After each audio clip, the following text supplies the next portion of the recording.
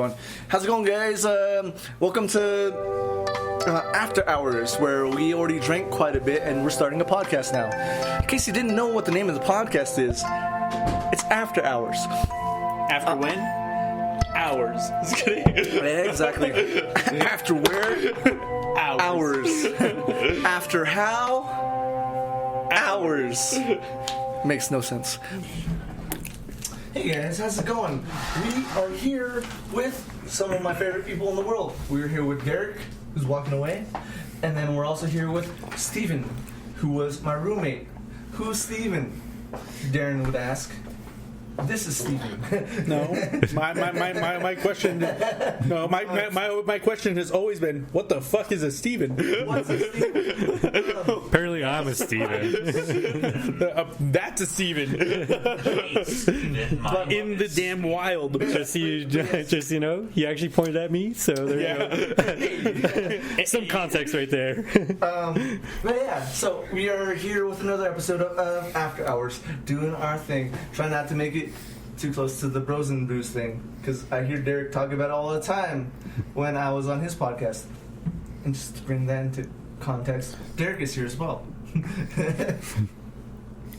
Cool. Say hi. Thanks. say Thanks hi. for having me on here. I seen a Derrick once. I really appreciate that, for having me as a guest again.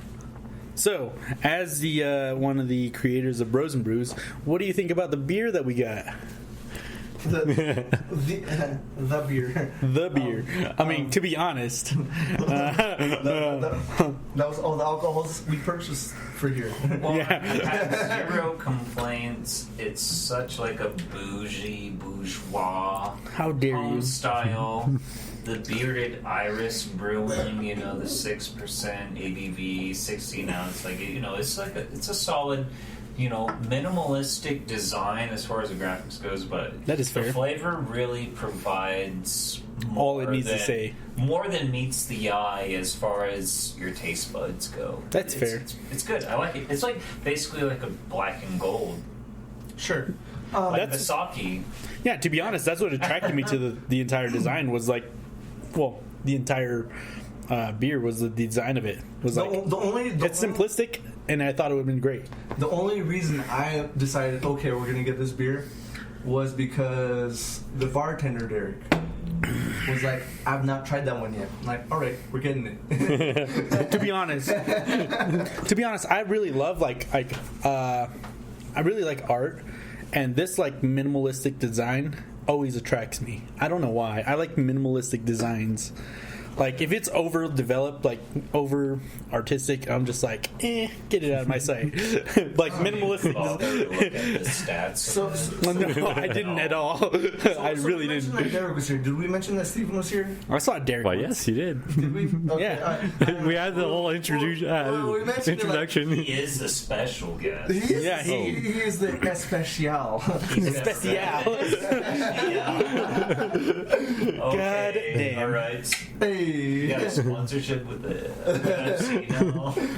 But you know, I have now had all my roommates that paid rent on this podcast. That was your goal. I mean, it wasn't until Steven came by, like, you want to be on this podcast? Like, I did it. It's one of those accomplishments that just pops up out of nowhere. You're like, I fucking got that achievement. It's like, oh Xbox shit. achievement. It's like I didn't even realize that was an achievement, but it popped up. I'm glad I got this. I did it. It's like Thanos getting all the stones together. Done. Exactly. Unsuspecting success. Great. Awesome. We did it. And so now that's the thing. All the people I've ever lived with, other than my little brother, has been on this podcast that paid rent. He's technically been on podcasts. Huh? I was going to say he's technically been on a podcast. He's been on a podcast with me. Yes, you're right. But not officially this one, I'm guessing. No, but we still got to get him on at some point because, So you haven't officially had that global guess. So yeah, Yeah. hit the goal. I guess also I'll have to get Junior. Bragging, you're very I'm close. very close. Yeah. I'm very close. Yeah. A little closer than most, I guess. Microsoft Gross. achievement revoked. Take it away. Revoke that shit. Revoked. Bill Gates would be upset. If you've heard this podcast before, you know that there's a random we have at the beginning. That was just the first 5-minute banter, maybe. Is that 5 minutes? Yeah, exactly 5 minutes just now. 80. Sorry. Is that another one of those accomplishments? What the fuck? What is this? It's like No, sometimes I disappoint myself in some of the things I say. It's just, I shouldn't have done that. I don't know what's going on. Anyways, Snow way. the random for today is Halloween traditions. Do you guys have Halloween traditions? Or have had any. Or have had any Halloween traditions? If you don't, I can start. Or if you can't think of any off the top of your head that you need to think about, I can go first. I think for me, it would just be like being home. Like, well, trick or treating was like a long time ago, but now it's just being home, watching like funny but horror movies. I think last year on Halloween, Hocus Pocus, like we finally found that on DVD. So I'm like, hell's yeah, I'm gonna watch that on Halloween. So, well, we still had some candy, so I actually got my out of my like raccoon onesie and started watching some Hocus Pocus. And eventually started playing video games and just like waiting for little kids to stop by and like give them whatever candy. But I think what was really awesome is like we didn't get that many trick or treaters, but there was just one kid that stopped by. Like we have this weird neighborhood, but anyways, the kid stopped by. I can attest it's a weird neighborhood. Yeah. So anyways, this kid drove by and he had the coolest like Spider-Man outfit ever, and I love Spider-Man. And I'm like, dude, here you go. I just dumped a whole like bucket into his like like his whole trick or treat bucket, and like the smile on his face was like, oh. His mom hates Yeah. no. That was a smile on his face. Is, my mom's gonna hate you. No. The weirdest part of this story to me is that this kid drove up. No, he was like- walking around with his like his drove mom. up, Yeah, kid drove up, and I was like, Mom was. But wait, there's like this. I was gonna say there's like this TikTok of like a guy doing like this whole social distance trick or treating, to where like you have like one of those prop objects or whatever pop up, like, oh, I'm gonna scare you or whatever. And then so he just sends it down a zip line and it gives them the candy, and then like for humorous reasons. Yeah. And there was like the 2 beer cans in there as well. So it's like, for the here's parents. one for the parents or the guardians or whoever decided like, here's a random kid, you're going trick or treating now, or Yeah. fucked up that's because the you're just Halloween essentially theme sending right beer to there. kids. Well, it was actually at a certain height, so the kids like they wouldn't be able to reach it. It was just like right there at like, I don't know, 5 feet to be able to like for It's whatever. like, you gotta be over 5 feet tall to do this. Yeah, 5 feet to ride this ride. That's gonna be fucked up because you got like 11-year-olds who like sprout up, who reach 5 feet real Yeah, quick. man, if you want to go with that, sure. Yes. So I just realized that I like beer. I watched Aren't you a this- little old for trick or treating? No. I watched this and I thought it was very wholesome. I was like, yes. I've seen the video you're talking about. I'm 7 years old, And man. it's just like, yeah, so that's cool. I don't think everybody's gonna do that. But at the same time, like this dude's got to probably buy like at least like 3 or 4 different like 30 racks of beers just because he's gonna be handing them out. yeah. He's gonna Yeah, be slinging right. these. If he's just slinging these things out to the parents, it's just like, oh yeah, I gotta assume that the parents gonna take this. Take it, please drink responsibly. Well, it's better than and like a t-shirt cannon loaded up with a beer. Like, all right, incoming. Oh, fucked. Have you ever seen that episode of like Mythbusters where they're trying to like prove that like a soda is dangerous if you chuck it out your window while driving? And so what they ended up doing was like trying to like test like what type of drink would cause like a fatal injury to the oncoming driver. So anyways, they tried it with like just regular soda with ice, a slushy mix. Yeah. And what was crazy is like the slushy mix, if you chuck it out at like if you're on a highway going like 60 miles per hour, you chuck out the window for like just being an asshole. Yeah. It actually just shatters the oncoming vehicle's like windshield because that thing is going like forward motion or backwards. Like Yeah. no, because if it's forward. like- So intercepting traffic. So it's the opposite lane. So if like considering you're already going 60 miles per hour, that person's going 60. It's basically 120. Yeah, 120 mile per hour slushy missile coming to your windshield. Yeah, plus like and it just velocity, what you're shatters chucking it. at. Yeah. Yeah. Good to know. But I anyways, will keep this in mind. So don't freeze beer. hold on. So don't freeze alcohol and throw it at somebody else's Hold on a windshield. second. So just for the fun of it, what they ended up doing was actually making like they tried like just for the fun of it, they used a soda can, and so they tried multiple attempts to like chuck it out through the window, but they could never make contact.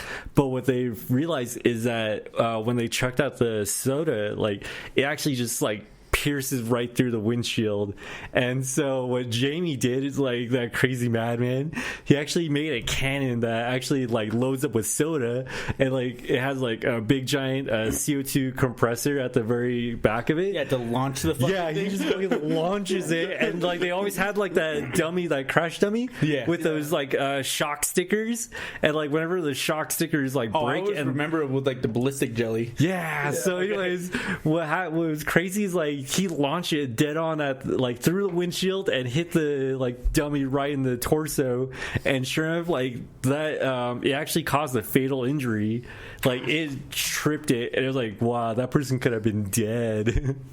So anyways, So Halloween traditions. So Halloween traditions. It's like don't get a potato gun and fire a goddamn soda can out of it to oncoming traffic. no. the anonymous blade wielding killers out there, but just remember the number one killer is sugar, otherwise high fructose corn syrup. I was actually thinking of like those killer clowns that've been popping up like last year. Or They how could be.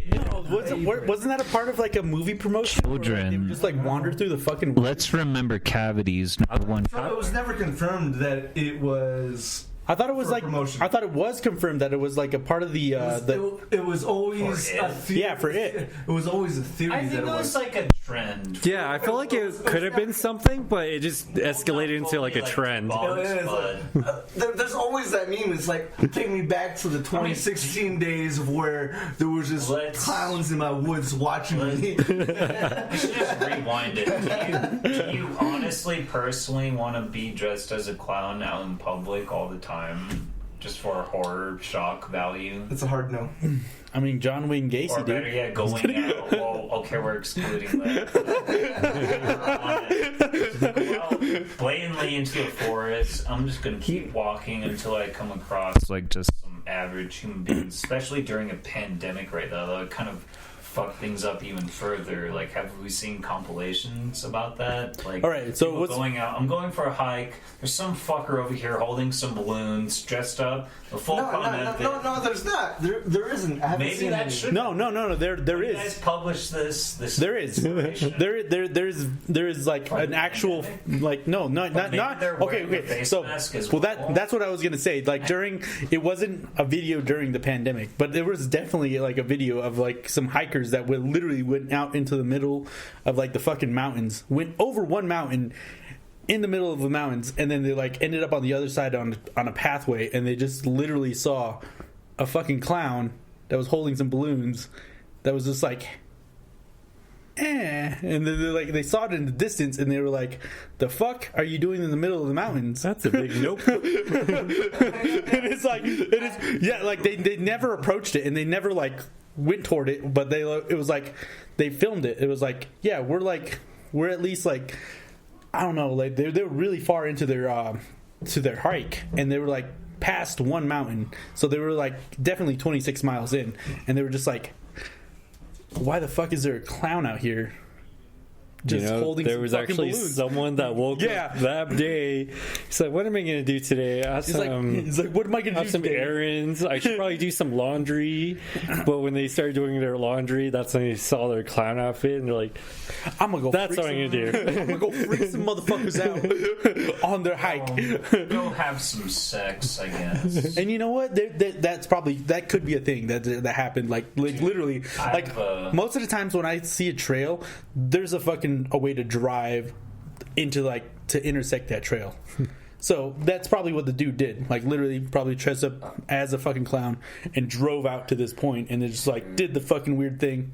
That is the possibility. Yeah. They hiked 20 miles. Yeah, unless you, But like at the same time, they never encountered him. It was just a fucking weird event. And like when you see it on like a lot of these like spooky channels on YouTube, it's like always like they always overlay some like ominous tones to it. So it's like, sometimes it's funny.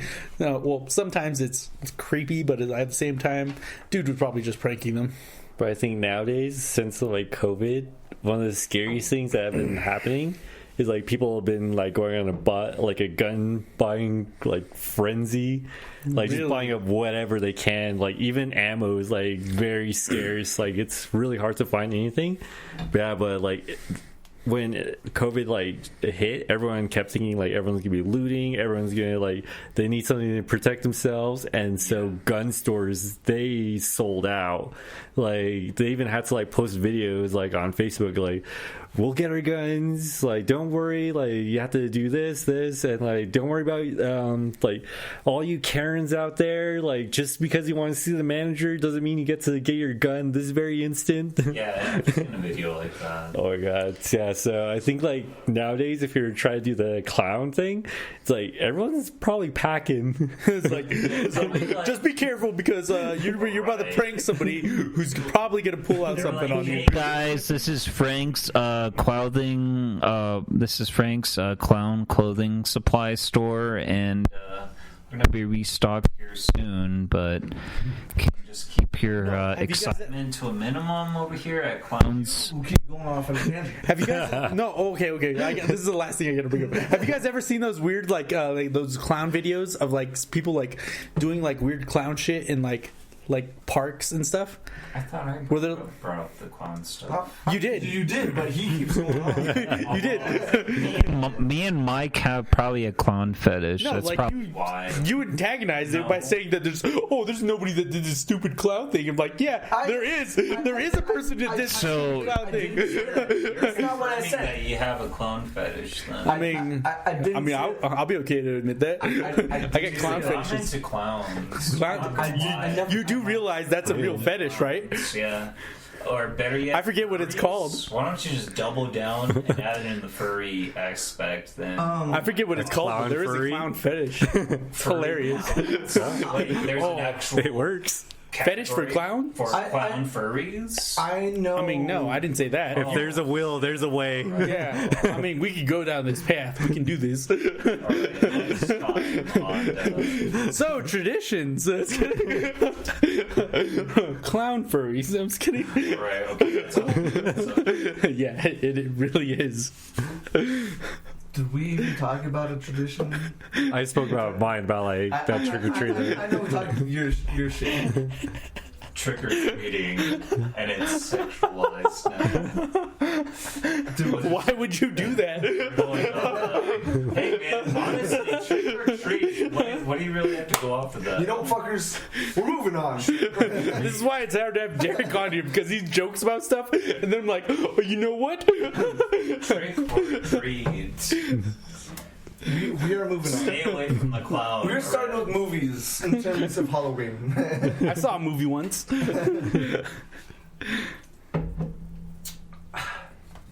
Stop doing that. It's fucking annoying. Just avoid Oh my god, have you ever seen Shoot 'Em Up? Where he's like it's all like- knowing with that it's like- security it's guard? Oh, he's just mommy's like rubbing it in. He's like, I fucking hate when people do that. He's like, don't you hate when people do that after they drink coffee? Oh, so anyways, on the topic of movies, as you Ryan said. Topic of movies. Again, the topic of this week is Halloween, most obviously. Since when? Because this is the week for Halloween, right? You don't know that because we just started October, but things happen, Did they? and they did. Okay. Okay. fucking Halloween. Out for it. I mean, don't say it like that. Is that not enthusiasm right there? I mean, yeah, it almost was. It's all the enthusiasm I need. Well, because we were just talking about the other thing. I'm just kind of like trying to calm down from that. It reminds me of that stupid SpongeBob episode who's like, wasn't that fun? Almost some. Shut up. It's fucking great. What's that? You're gonna have to remind me about that. What's that patch for? I just thought it made you nuts. Oh.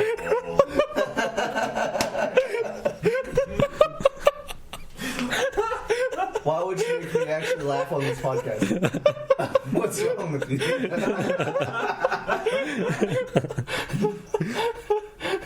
She's in a goddamn spacesuit underground, under the fucking water. I just thought it meant you were nuts.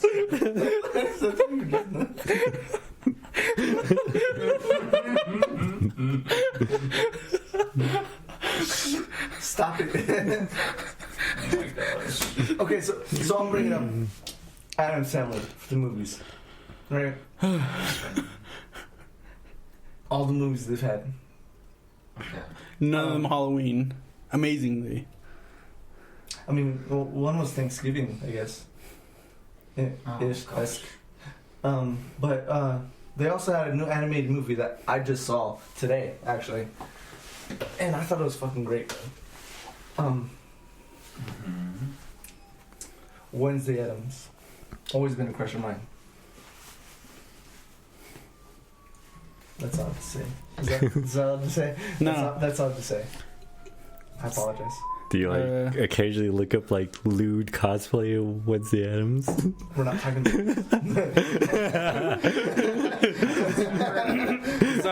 This oddly sounds like child porn, but I feel like we should get off this. we're not talking about this. Okay, that's You just described that you were attracted to a child. We're gonna get off this. Well, you're attracted to the person that's portraying that character, but it's not exactly the child. Anyways, Christina Ricci is very Attractive. oh my god, have you ever seen like the latest photos where she dresses up as Morticia? Yes, I have. Jeez, I've seen this. that was like a I would like. eye-opening Again, we're moment. It's talking like, about, being attracted. No, we're not. We're talking. We need to she stop. is older than I am. We need to She's stop. older than I am. We need to stop. You were talking about something else. I need some. You talked about Adam Sandler. She's a child in that movie. Me and Steven talking about something else. Okay. Okay, this is getting. I just want to say I would cosplay as Gomez. Like, I mean, me and Or Derek how- literally I would just like had to to- sanitize because that was horrible. I'm just kidding. We had to wash our hands of this. Wash our goddamn hands of this. If you want context, since I first watched The Addams Family, I was very attracted to Christine, which at the time she was older than I was. Fair. Yeah, same here. I don't know about That's fair. you. Which is why I was very attracted to Wednesday Addams as a character. Since when I was younger than the Yeah, character. she's always been older than you. We get it. You're just making this obvious, and I hate it. And I really do have to defend myself. You really do, because like there's that zero. Actually, yeah, this is your guys' dynamic. Technically, It really is. we're just bystanders. We're the guests over here. And I hate it. I'm sorry. Innocent bystanders. No. Loose on the innocent. To be fair, To be fair, you like the way you said it. Like if I didn't defend myself correctly, would have been a thing. Would have been a thing. I No. She's always been older than you. I get it. And I'm just saying. I don't know. I think like the way Urian's playing it is like the whole like always been the childhood crush on the Pink Ranger. Like, yeah, that's an easy. No, like you having a crush on a person that's older than you.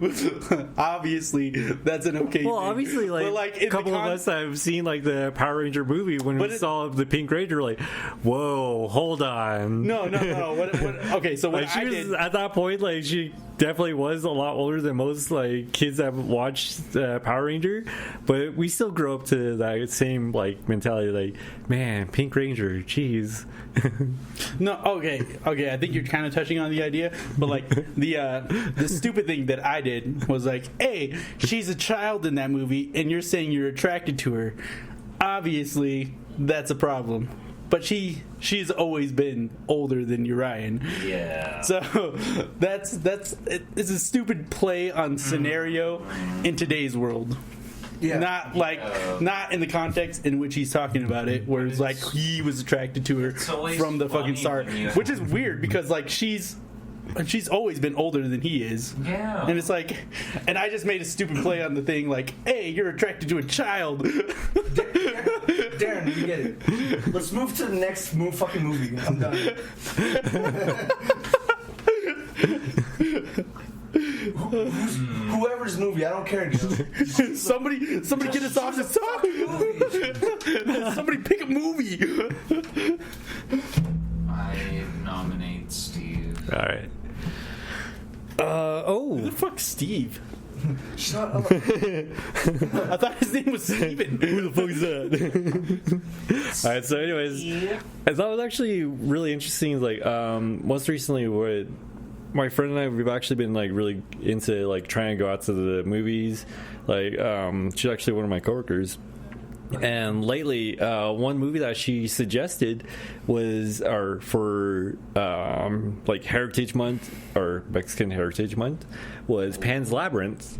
And that movie, like, I remember watching that, and like just how all the characters are like completely fleshed out. They're like really dynamic and like they're just nightmare fuel, especially like there's this one scene I remember where she had to collect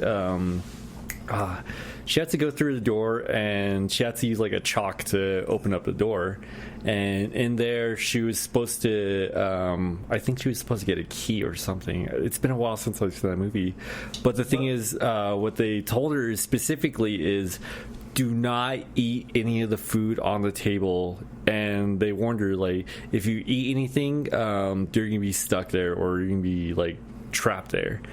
And so what was like sad is like she What was said was that if you were to eat anything, it would be very dangerous for you. yes.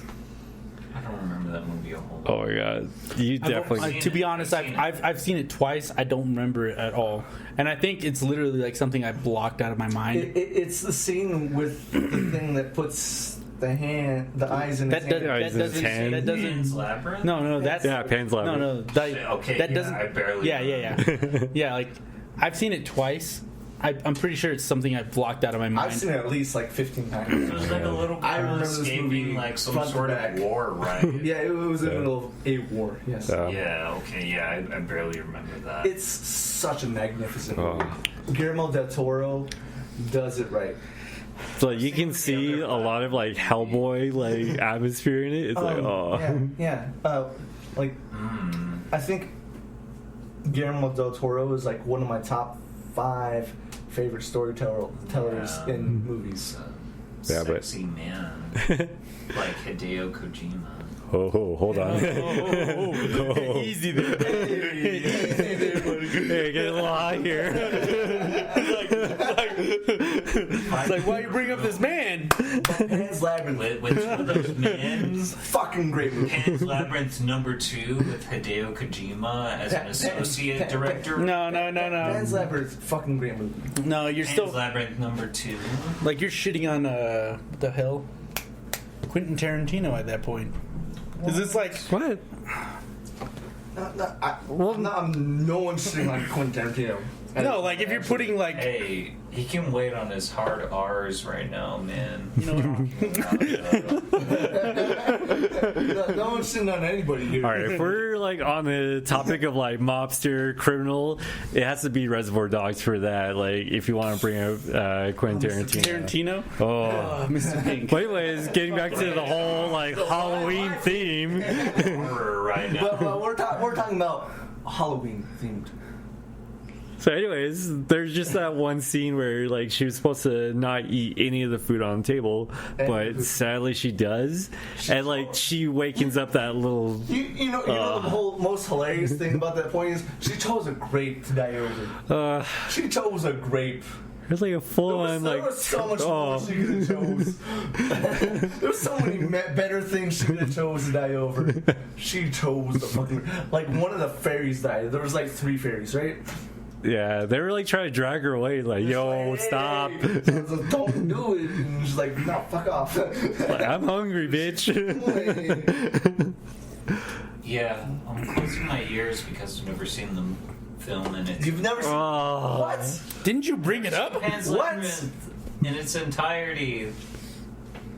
Well, watch it. Do it. It's such a magnificent movie. I'll add it to my list. It's Excuse me. Yeah, I don't know if you guys already know, like, horror is not like my biggest thing. I really don't think it's a horror movie. Yeah, it's not. It's It's teetering, but like- not full It's a blown. fantasy movie, isn't it? Yeah, it's fantasy. I think more fantasy than horror. Yeah. Oh, like the other one with Homeboy. Narnia? The fuck? It's gonna Talk about Harry Potter? Talk- Yeah, that's horror. Narnia's horror. Kazam? Yeah, that's horror. Harry Potter. Lord of the Rings. I don't know what you're talking about fantasy between this. No, it's Lord of the Bling. That's the only way I remember that movie. Lord of the Bling. But no, dude. If you've never seen Pan's Labyrinth through and through, do it. You won't regret it. I mean, you will. Hold on there. Back it up. Yeah, but definitely give it a shot. There's so much better shit it's out there good. right now. You'll regret it. What's gonna? I'm just fucking around. I'm sorry. There's 2 objectors. I have to play into this role. Guillermo del Toro. That's one of his top 3 films. And Don't believe him. He has quite a few films. And also the video game with Stranded, right? You gotta include Stranded. Oh wait, that's the video game genre. Sorry. I mean, it's not a movie, but sure. Yeah, we'll wait for Stranded later. Cinematic. Cinematic. So okay. I'll Cinematography for. Okay, whoa, you're just getting in. Here's that moment with the eye Or monster. Death Yeah, Death Stranding. that's what I meant like to say. nightmare fuel right there. Yeah. Death Stranding, I feel right? that shit's scary. That is a scary Death moment. Stranding. So the first time I watched Pan's Labyrinth, I don't know if it's because I was doing a lot of things, but I fell asleep on the movie twice during the movie. It's a slow moving movie. It is a slow moving movie, and I tried to watch it, and then I fell asleep on it, and I was like, oh, okay. And I kept waking up at different moments, and I was like, okay, well, I got to try to watch this whole movie through. And then I fell asleep again, and I was just like, maybe that's like a thing, but I don't think I've ever seen the entire movie all the way through, which is weird because I attempted it twice. Or what about the film Labyrinth in general? What are you talking about? The remake or the original? Just Labyrinth. Yeah, I know. There's a remake and there's an original. Let's try to keep on subject. I mean, that is on subject because it's a Halloween movie. I mean, it is, but is that your Halloween movie? No. Okay. Is that your Halloween movie? No. Okay. He brought it up though. I can talk about this. I'm just kidding. No, I'm just fucking around. It's different. It's a great conversation though. So all right, yeah, let's move and on. I'm gonna bring up the one that everybody's probably like waiting to hear about. It's The Nightmare Before Christmas. Great movie. Tim Burton. Well, I heard Tim Burton didn't even write that story. He just directed it. No. He wrote the story. He didn't direct it. Oh, okay. So was he? I got it flipped in my mind. The exact opposite. He didn't direct the movie, but he wrote the story. It's Tim Burton's Nightmare Before Christmas, but he didn't direct it. Okay. Directed by Clint Eastwood. Dude, that would be the shit. You would see so much racist shit in that movie. Those are his characters. Okay, dude. But he wasn't the one to. That was Tim Burton's Nightmare Before Christmas. Visions of Life. Yeah, I get it. Directed by Jordan Peele. That would be a movie. Can a brother get on block A? What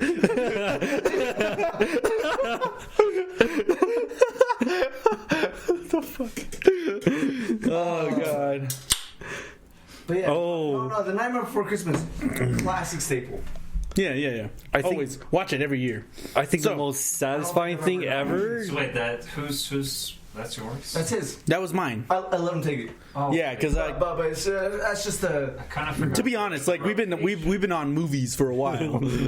That's why it was like it was a mention and not like. Forgive me, but I'm kind of forgetting the rotation. So it started with Steven, it started with me, then it was Steven, then now it's. Oh, so we're bouncing it off. Yeah. Do you want to?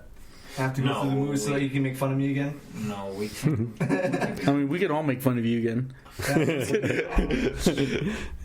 Oh, hold on. Like, before we move on from Nightmare Before Christmas, I know there's like a TikToker. Her name is Lauren Paisley.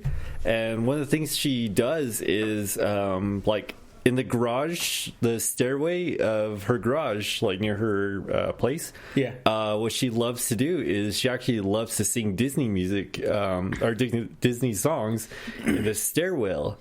And the thing is, like, the acoustic in there is like hauntingly beautiful, especially like when she starts singing. It's like majestic. Yeah, like she does a lot of the Disney music, the Game of Thrones thing. Yeah, like she does a lot of like different like acoustic volume like masterpieces, like the Halo one. Oh, Halo! The Halo one, hilarious. All right, so anyways, when she actually sang Sally's song. That was the most beautiful thing I have ever heard. It was I haven't heard that one. Pulled the heartstrings right there. It's like, lady. I gotta hear this at some point tonight, but like, we're definitely coming back to that. Stop playing goddamn music, you Ryan.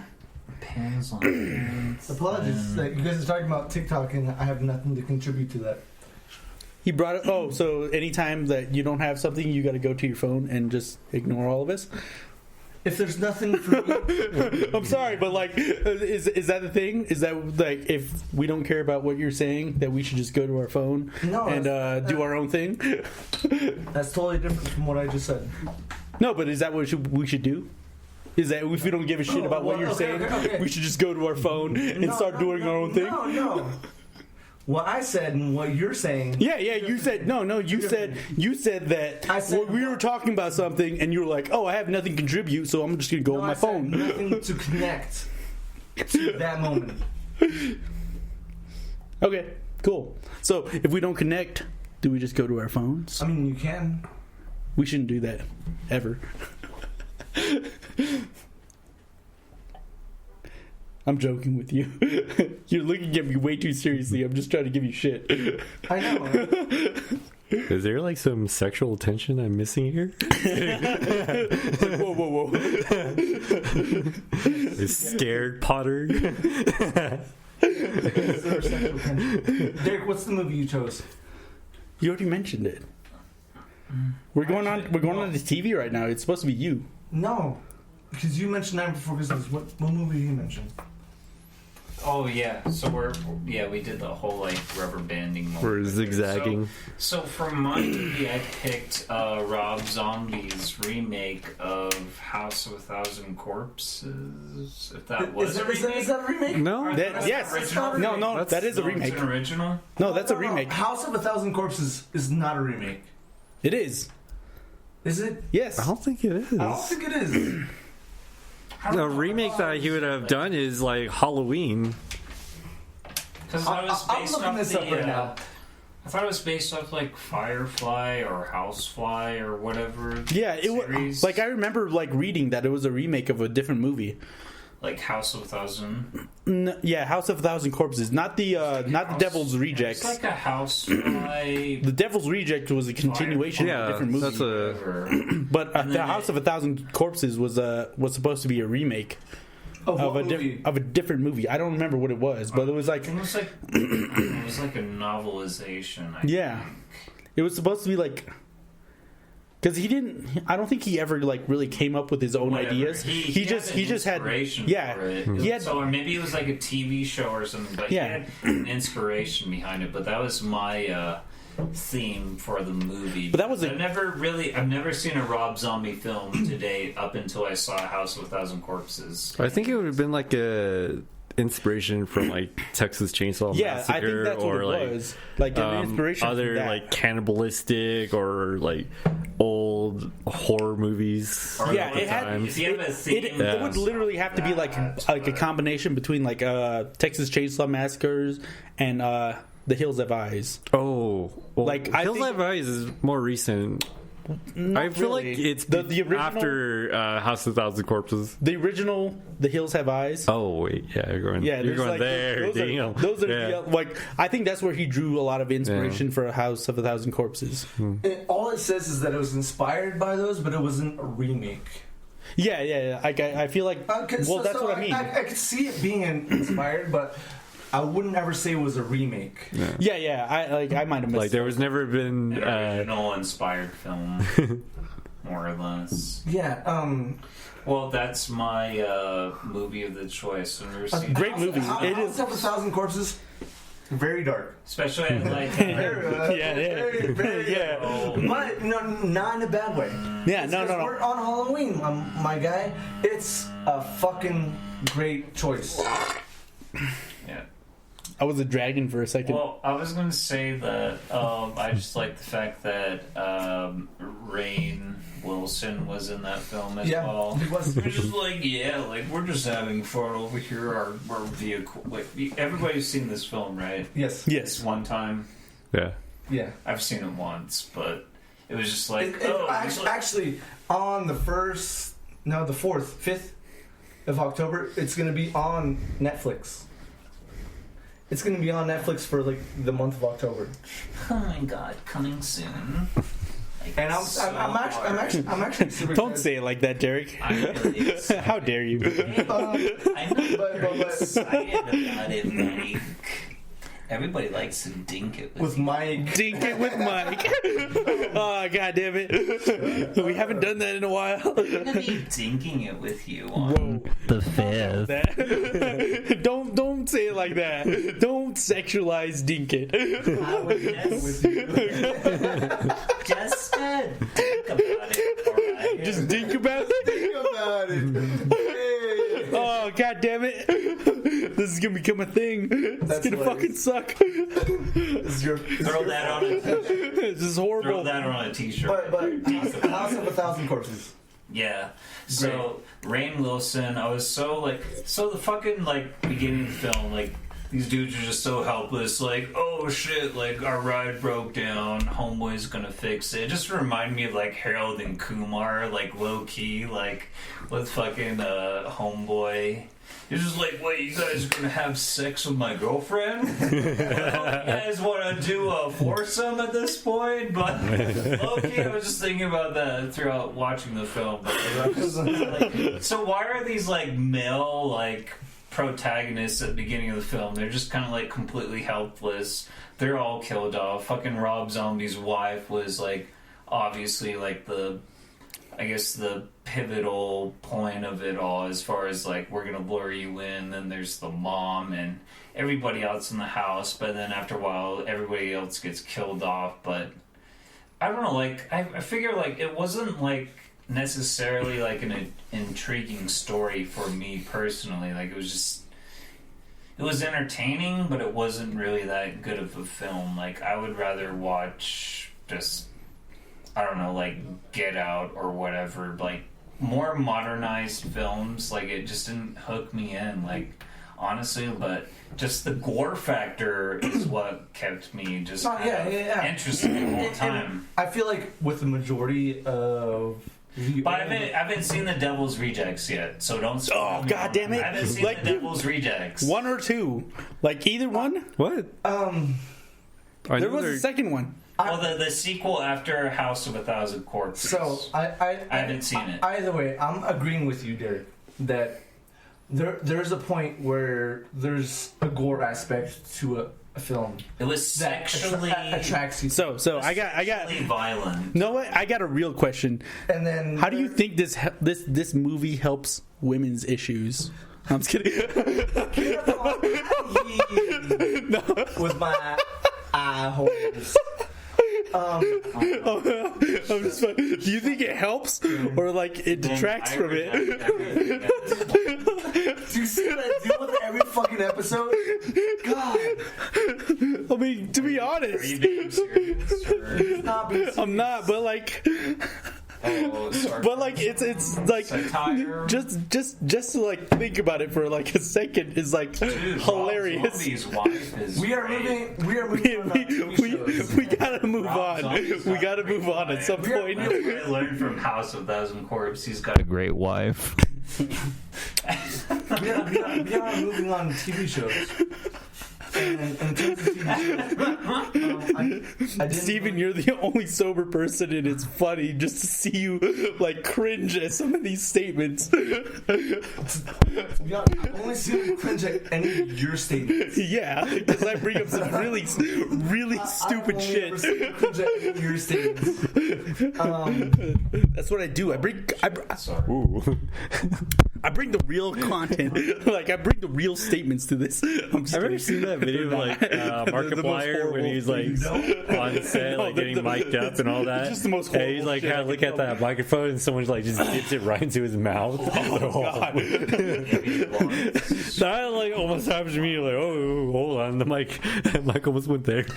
Yeah, once in a while. Fuck, how does Markiplier? Yeah, every once in a while, it just slaps you in the face. Everybody. Like, My name is Markiplier, and welcome back to the next podcast where I deal with my friends, Man Ryan from Super Mako that I kicked out of my house. I never knew what happened with Matt and Ryan. I honestly don't know what you're talking about. Watson and Ryan. I know slightly what you're talking about. I feel like we should get back to our own thing, though. A hidden drama right there, but it's just like that was just an excuse to make the Markiplier voice. Hold on. My name is Markiplier. Hold on. Is that label upside down? Yeah. Have you not noticed that? No, I haven't, because I'm not looking at somebody else's beer. But like, why the fuck is that upside down? It's been upside down since the first beer you had. I don't doubt that, but like, why? It's a limited That's run. literally why I asked. Is why? It's the same reason why your hair is upside right. It's It's the same reason your hair is upside right. Who's to say that we're not? So I got a haircut. upside down So what? Down. Pretty much like Tenet, like just backwards. Okay, we haven't seen Tenet. Oh. Have you guys seen Tenet? Oh, I haven't. I've been trying to go to the movies, but like, I don't know. TV shows? TV shows. So TV shows. You shitting. Hold on, I gotta get this advanced sanitizer in my hand. It's advanced. Yeah, it is. I don't know what makes it advanced, but it is. So one of my most favorite Halloween specials I guess is what we're gonna take away from most of the TV shows that we've had, right? I guess. No, not mine. I mean, you can look around the table. So Community, we've talked about the show, but Hate it. one of my most I'm just favorite kidding. special Halloween TV shows was the whole zombie outbreak type of thing, where they all ate a certain type of food at the Halloween party, like, oh, it's turning me into a zombie, and then It was just sick. People getting sick. Yeah, I get it. people getting sick in the library and shit, and it was fucking great. Has no one seen this episode? I've seen this episode. I know you've seen this episode. Sadly, Never got like whenever I'm into it. here hanging out with you, like whenever you watch Community, I never like was able to get into it. Like because follow up on it? To follow up on it. So when you're like, sadly, the only way I know Community is through you, and if you haven't seen it, then I haven't seen it. I've seen all the episodes like at least 3 times over. Same thing with like New Girl. Like my only exposure to New Yeah. Girl is through you. Yeah, to be honest, I this is the hard thing for me. I go through a show one time, and I never double back through a series, and I just be like, I try to sometimes. I try to get through a series and then be like, hey, I want to rewatch this series, and then I get like 2 episodes in, and I'm like, I remember the entire fucking series. Fuck this series. I was like, I've already watched all of this. I don't need to do this again. Like that's my whole mindset of going into a series. I'm like, I can't do it. I've already seen it. Well, if I were to apply that to the whole quarantine, then I don't even know where. I mean, you can't. I mean, you can't. I mean, if you could say that and then out New Girl me, then Well- I would agree. My response to that is that if I said, hey, I'm over the quarantine, and then it's over, yeah, cool, I'm okay with that. But it's not going to be over just because I want it to be over. No, but Darren, It's a show. Darren, what I'm saying. I'm talking about shows. Well, if I want a show to be over, it's going to be over. Darren, what I'm saying is like, if you can out memorize New Girl. I didn't say I memorized it. I said I can't rewatch a series. I didn't say you can't say that. I said you said that I remember this whole fucking series. I don't want to go through it again. No, I said That's exactly what you said. Am I wrong? I can rewind that shit. I said I can't. I recorded you. I can rewind that shit. I said I couldn't rewatch a Rewind series. You couldn't rewatch a series Because I, like- memorized the No, whole thing. not because I memorized- No, because I remember the whole thing. That's what you what? said. No, I said I remember this. I don't want to do it again. I think he's just recalling it as it like plays through, where he's like, Yeah, like it becomes one of those things. Like I you just might like instantly have said, watch it in the back of your head, like, oh, okay, I know where this is leading. It's yeah, nothing like new. I can recall the entire guess we're story, talking- so I don't want to be like, hey, I don't want to remember every detail about this. So I know where this is going. We're saying down to You the never said that though. That's not what you said. Okay, I'm sorry that I didn't in the 2 or 3 sentences Well, that I said that I didn't say. Oh yeah, I didn't make an entire like dissertation about this fucking thing. Well, for Tap and Nail, do you remember that? I didn't say episode? that, but from what But that's what you're extracting from it, right? Is that you think I know this thing He to wants the? to know if that, you're a no, because hardcore- that's what you if you're a said. hardcore fan. Oh, that's what I said. That is I'm what sorry. you said. No, okay. I'm sorry. That is I'm what sorry. you said. I'm sorry. That's what I That said. was just the- That is what the you theme said. of it. I'm sorry. That's what I said. I'm sorry. Better be. I'm sorry. What, hot whiskey? and So all that community Yeah. episode though. Amazing. Oh, that's Community. I've never really seen Community. I know. I know. I'm looking at it. We're going on Community right now. We're going on. Like with Recording on- Abed being Batman.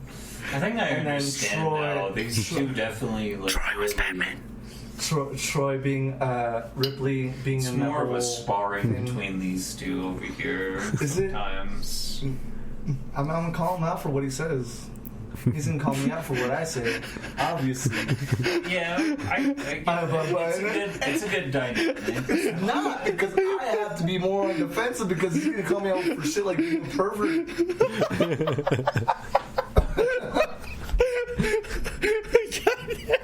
Wait, Why would you bring it back to that? Because you're the asshole.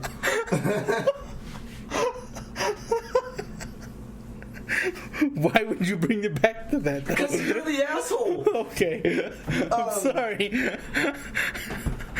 I'm sorry. I don't mean to be laughing, Did but I'm we all go sorry. through our movies? Oh, did. We're on TV shows. We're on the TV Alright. shows. We'll do it. Somebody else fucking do it. Yeah, somebody else mentioned Community. Somebody else might mention it. Fucking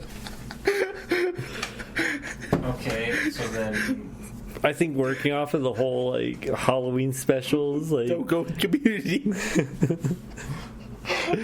I think one of the most interesting Halloween specials that definitely like is pretty like fresh, but still back in the days, like SpongeBob, that Graveyard Shift episode. That one actually still like hits home whenever like Halloween comes around. so when I was a kid. The Nasty Patty?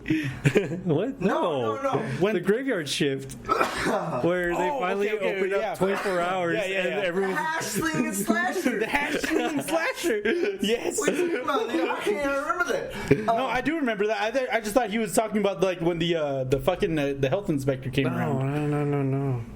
Like he That was said graveyard shift, and my mind went to graveyard, and it was like, oh yeah, the got a graveyard, and it was similar like, theme to it.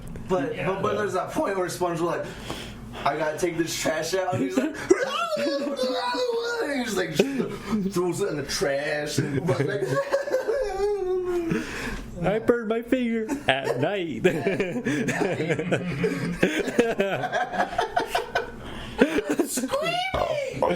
At night. Man, I think like the most cheapskate thing ever is like in front of Krusty Krabs is like a sign open 24 hours, like or forever. Oh my god. Or something like that. It was like something stupid, like a bright neon sign, like open forever. mine was like, oh, like, and the walls will ooze green sludge, and it's like green slime, and it's like, oh wait, Oh, that's yeah. normal. Oh, wait, that's normal. oh, and at the end it was like, why were the lights flickering? It's like, And it's like, Like Nosferatu.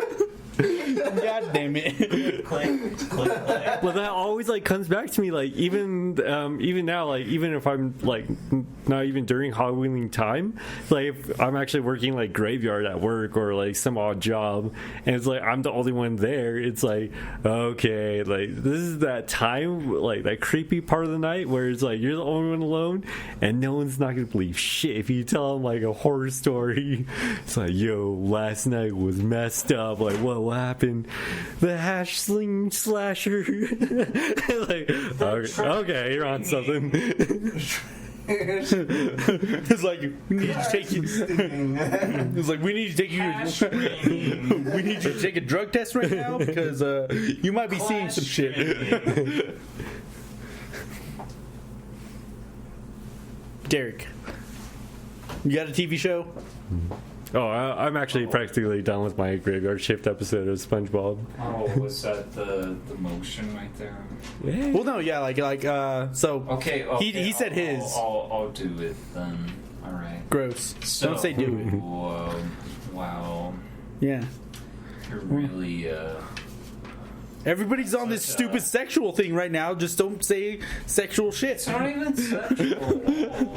Do it? I mean, Being sexually active can be dominance at times. that's what I'm saying. Just don't say it. Well, I'm about to talk about King of the Hill right now. More specifically, God damn it, Bobby. Dude, how the second season of King of the Hill. But yeah, there was like a Halloween special about it, and it was just basically like partly dealing with religion. Like, yeah, like I'll just kind of spare it to the minimum, but basically it's like people should be allowed to trick or treat. I know that there is like a religious aspect to it. I mean, I'm not talking about like during a pandemic right now, especially like, you know, if you want to stay home, otherwise stay home. Otherwise, you're like, hey, grandma, hey, grandpa, I want to come visit you, and I want to go trick or treating and whatnot. Like, oh, like you got some Kit Kats waiting for me, or some Crunch Hershey's products, or whatever got waiting up for me, grandparents, who's gonna stop me besides the parents that are taking me over there for the beers. But yeah, that's what I think of King of the Hill, like trick or treat. It was mentioned plenty of times. Taking out the religious part because it was kind of like fanatical at times, but yeah, I think of King of the Hill episode. Otherwise, if you want to throw in Beavis and Butthead from Mike Judge. Mike Judge makes some good content because I think of King of the Hill and Beavis and Butthead because King of the Hill ends a little bit more humble, wholesome. Whereas Beavis and Butthead, it's a little bit more morbid for sure. Does King of the Hill end? What? No, it doesn't. Like the show ends, obviously, but like I don't think it has like a season finale. I think the most quoted moment ever in Beavis and Butthead is like "Do America." It's like between me and my brother, like whenever we like get something like a can of soda or like whatever, it's like in his case, like I think we just like made an instant joke of like, Did you still see my loved ones? Yeah. Yeah? Alright. Just want to make sure I'm I had to adjust the microphone a little So like, where the fuck over there? bit. Yeah. Stop talking like that into it. Creeping me out. are we getting to a little bit of ASMR? Do America. He's talking about Mike Judge now. Yeah, so there's that one part Hey, where I'm Mike. they're in their neighbor's RV, and that's where he like opens up a can of soda and like starts chugging it. And at that point, like just spits it all out, like, this crap's warm. I like just messed up the TV. But like that's like me and my brother's like most quotable moment ever is like whenever we were like drinking something, like opening up a can of soda, and we're just like quoting each other, like, this crap's warm. Yeah. I don't remember if it was Beavis or Butthead. To be honest, I thought you were going to go an entirely different way, not like the wholesome way you went. I was just like, he's got a Beavis and Butthead moment. You know, there's so much horrible shit in those shows. Like, Cavity search. Yeah, I thought you were going to go like one of those, like any one of those like horrific ways, and you're like, let's bring back to something wholesome. It's just warm. It's just warm. Like when Beavis guys like, or it was Butthead that guy's cavity search. He's like all thrashed in the back of the van. He's like, did I score? Did I score?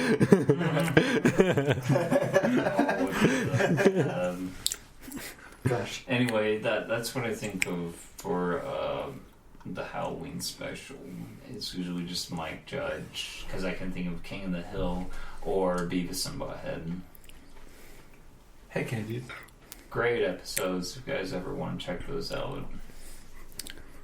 Pocket King of the sand. Hill or Beavis and Butthead. My buddy from Vegas always turned it into like his name was Bobby, and we would always joke with him about like stupid shit from Wow. King of the Hill. Damn it, Like Bobby. it's like like literally that was like what we did every day. Every time he came in to work, we were like, "God damn it, Bobby!" And then, but he would always come back with like, "Well, I got some cocaine and some cocaine accessories." And we were like, "Holy fuck! Why'd you go there?" This is my purse. I don't know you. No, that's what he would say when he clocked in, and he would like come to the back, and he would be like, and like he would grab his apron, and we would like try to fuck with him. He's like, "That's my purse." I don't know you. Oh gosh. But he's a great guy, hilarious as all hell. I just barely realized that you're doing that like not so long ago. Yeah, Butthead. All right, let's move on. Let's. So the great Cornholio. I'm just kidding. I am the great cornhole. I still can't believe they went to the lighthouse. Baby. No, I don't. became part of the ATF. All right, so there was one time when I had braces. We went to this pho place in Phoenix, and there was this really cute girl that worked there. She was our waiter, and funny thing is, she actually had braces. And as a joke, I just nudged my brother like, "Hey, Jerm," it's like, "Hey, she has braces. I have braces too." And he just lost his shit. He's like, "Oh, so what are you gonna do? Are you gonna introduce yourself?" It's like, "No." Well, Bobby, you about to introduce yourself out there? Cause I tell you what, I'll tell you what. I deal with faux propane products and faux accessories. I don't know. I like how you tried to work it in though. Well, I just deal with it how I deal with it, boy. What was the most funniest meme, like, with Figure it out. someone using propane to light I deal with. Oh wait, that's the the thing. charcoal I grill? Deal with Halloween accessories and products. No, that's Spirit. You can't be taking that from them. They're gonna like throw up a officially licensed like Hank Hill costume right there. Hashtag might as well be a Bro, it's a racist fucking at like that point. Levi's in a white shirt, right? It's fucking racist right there. That's not racist. It's jeans and a white shirt. Let's move on to anime. Yeah, Anime? anime King of the Hill. Same thing, right? What's the thing in like Japan? There is an anime. They don't know if they should watch it in like dubbed or That's subbed. very much the thing. Where they have people in Japan were like, King of the Hill is not the same in Japanese as it is in English, which makes sense. Makes all the sense. You're trying to understand fucking Boomhauer, and you're like watching it from English to like Japanese, like as the subtitles. I don't know what that says. I've never seen that in English subtitles. I think there's like a big difference between like like just the whole concept of like American and Merca. So that it was just like, okay. Like there's a lot of stuff that's definitely a thing. Where it's like, oh, King of the Hill. Do you watch it dubbed or subbed?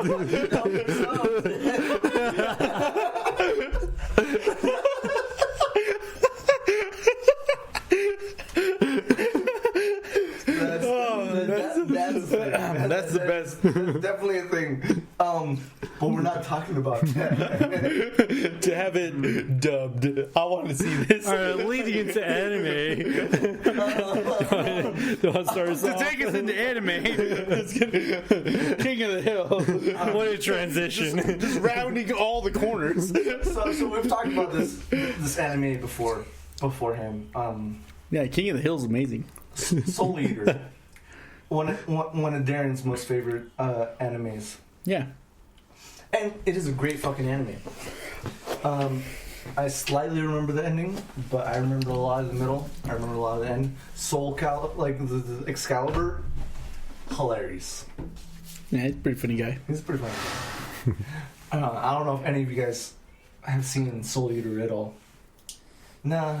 Okay. If you don't know, I actually gave a nod or shaking my head in like no. Steven shook his head no. Soul Calibur. Different thing. That's a game. Or otherwise, yeah, Soul Edge as well, the original. Soul Eater. Soul Eater. No, Soul Soul Excalibur. No, To be determined. not what I'm talking about. But in the anime, it has a lot of terms that are very much in line With Halloween. Halloween. They have the Reaper. They have Frankenstein. They have Medusa. They have Medusa.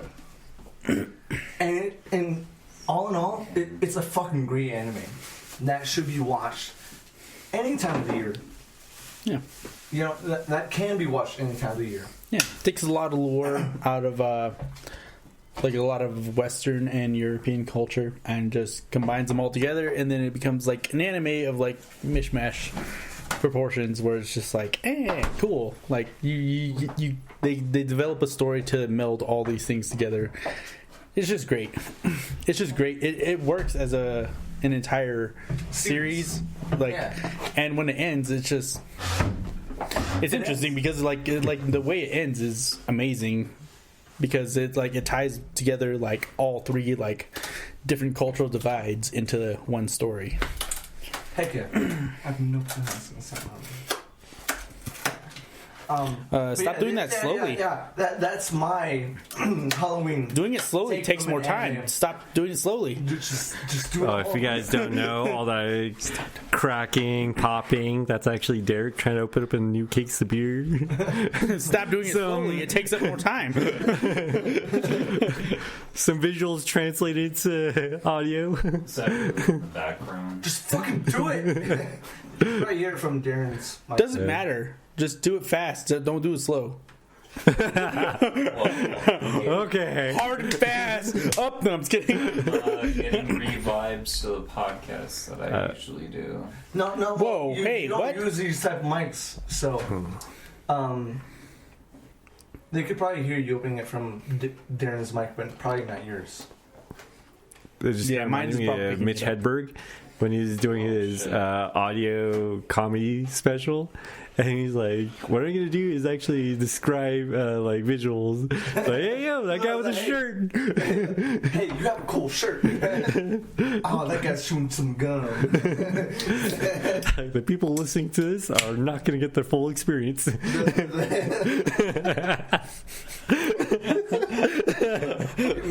Dude, I've watched that fucking clip. It's They are amazing. not going to get the full experience. Distinctive laugh. Apparently that person did not think it was funny.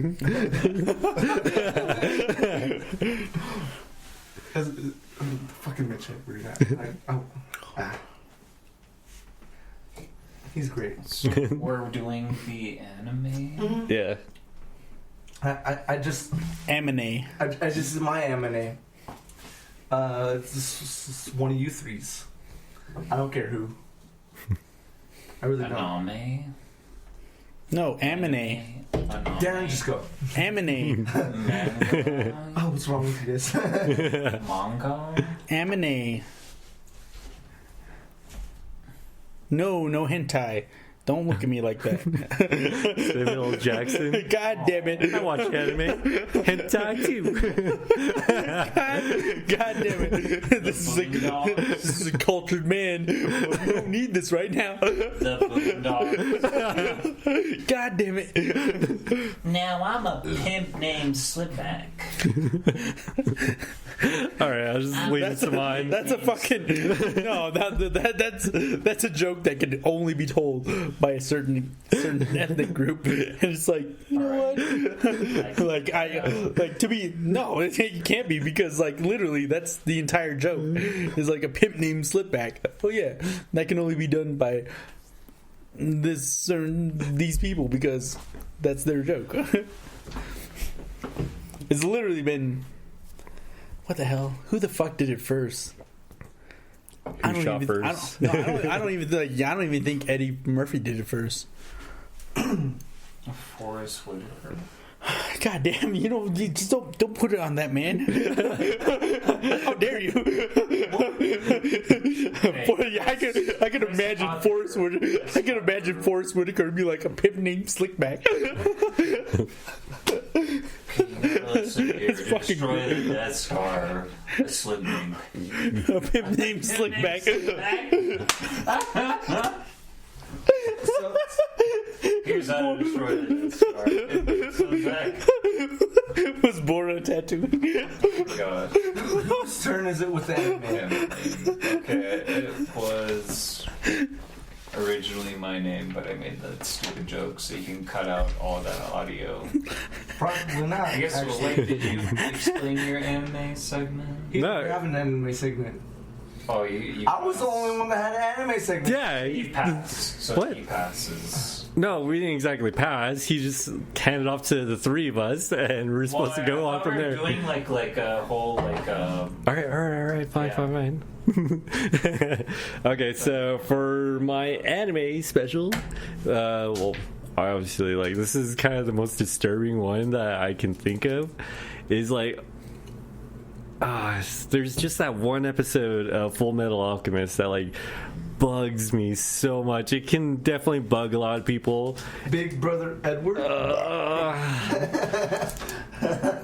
Like, Thinking of, right? yeah, basically doing the chimera thing and meshing two things together, and sadly, like, yeah, so Ed and Alphonse, they basically went to like So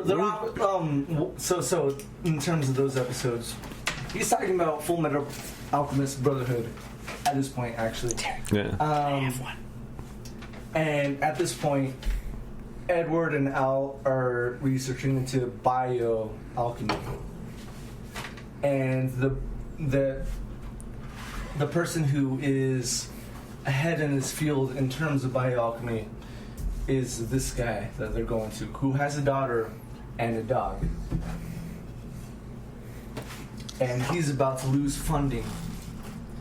And the reason why he's doing the thing he did is so he doesn't lose funding for his Basically pushed to the edge. his state alchemist license. Yeah. Which is like the worst thing ever. I'm so mad at this guy. I'm still mad at Because like, obviously you have a puppo over there, like a doggo, and like you have the cutest little girl who's like always like basically excited when she meets like Al and Ed, and it was just like this cute moment where they like she just really like wants to play with them. And they enjoyed giving her the attention, but it was just like everything was going okay, but then all of a sudden, like everything just turns dark so fast. And what was sad is like they were happy because like well, initially they were happy because they realized like he accomplished, or the person that they went to visit, he accomplished his goal. He managed to make a chimera, mending two lives together into one. Oh, but that's not exactly what they realized what was going on. Yeah. He's called the Life-Sewing Alchemist. Yeah, so anyways, he basically creates whatever he like his main goal, and they're excited, like they're proud of him. The like, only reason they gave him the license in the first place, by the way. I don't mean to interrupt, Steven. Oh no, you're giving a lot of background information that I can never provide. From the beginning, they gave he made a chimera that could talk. But the chimera that could talk at that time only said, "I want to die." Which was about the same time his wife went missing, which was a whole thing. And then... Oh, it's so like hard lo to and say. behold, he does it again. Lo and behold. So Turn. yeah, Can I just say- all right, yeah, let's Should I just say it? yeah, let's do it. Rip the Band-Aid off, please. He turned his daughter and / dog into a chimera so that he could try to get his Continue his funding and continue his funding, keep into his license. It's tenure. And yeah, basically continues tenured, and like the Big Brother Edward. God, that was like that's the such a hard worst. episode. It's always a hard episode.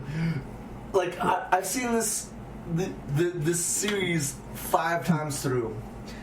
That is the only episode that I always want to skip. I can't skip because I know it's important.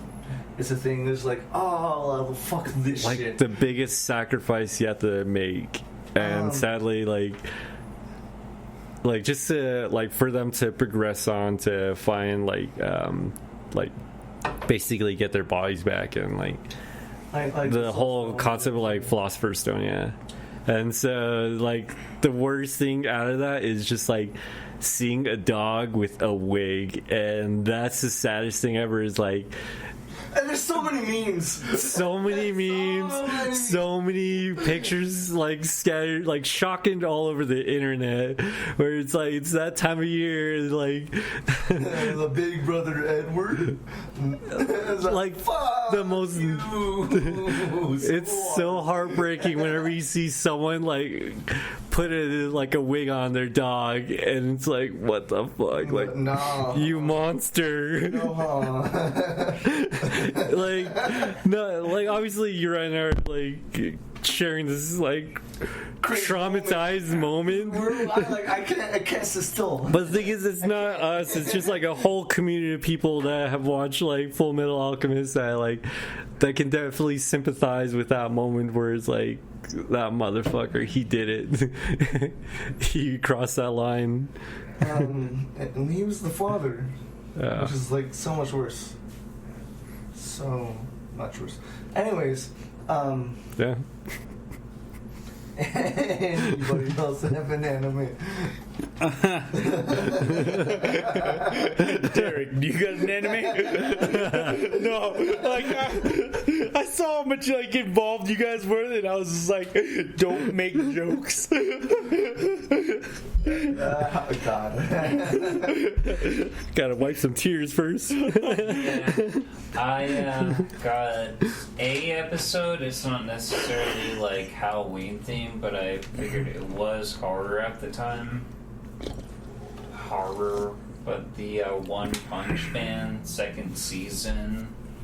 Towards the end of the season, at one point, Homeboy wins the whole tournament, I guess, because technically,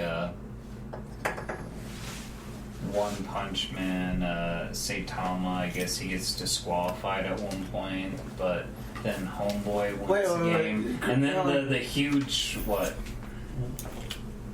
Remind me why Saitama got disqualified. I don't know, maybe he was like out of bounds or something. It was. Some like stupid like technicality, like, because his opponent was basically like cracking the ring in half and everything. Like, he was talented but just so full of himself, and obviously it's fucking One Punch Man. Was it the dude that was like super hairy? Yeah. And then he lost, and then he was like, alright, now I'm a fucking monster. No, not was, that guy. No, the handsome boy, the good-looking man. The one with all the karate techniques. Yes. Yeah. The one that actually, he was better than the other guy. The guy you described before, it leads up to that moment. But basically, like, it becomes like half and half for the martial artists for that whole tournament, and I figured that was kind of like horrific for me, because like I know, like, based off opportunities, some people would do that.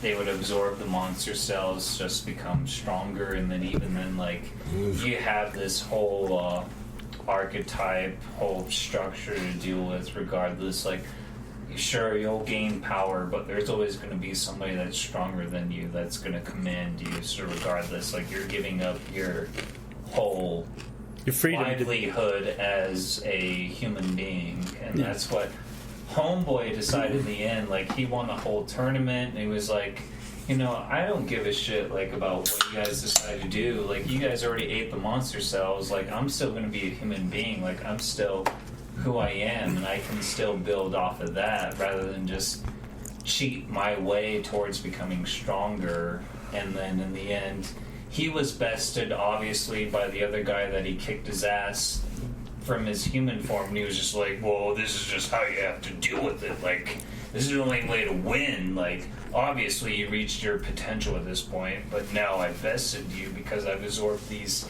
monster cells. And then One Punch Man comes through, and he's like, yeah, well, you just gotta work at it. Like, eventually you'll get there. 100 push-ups. No.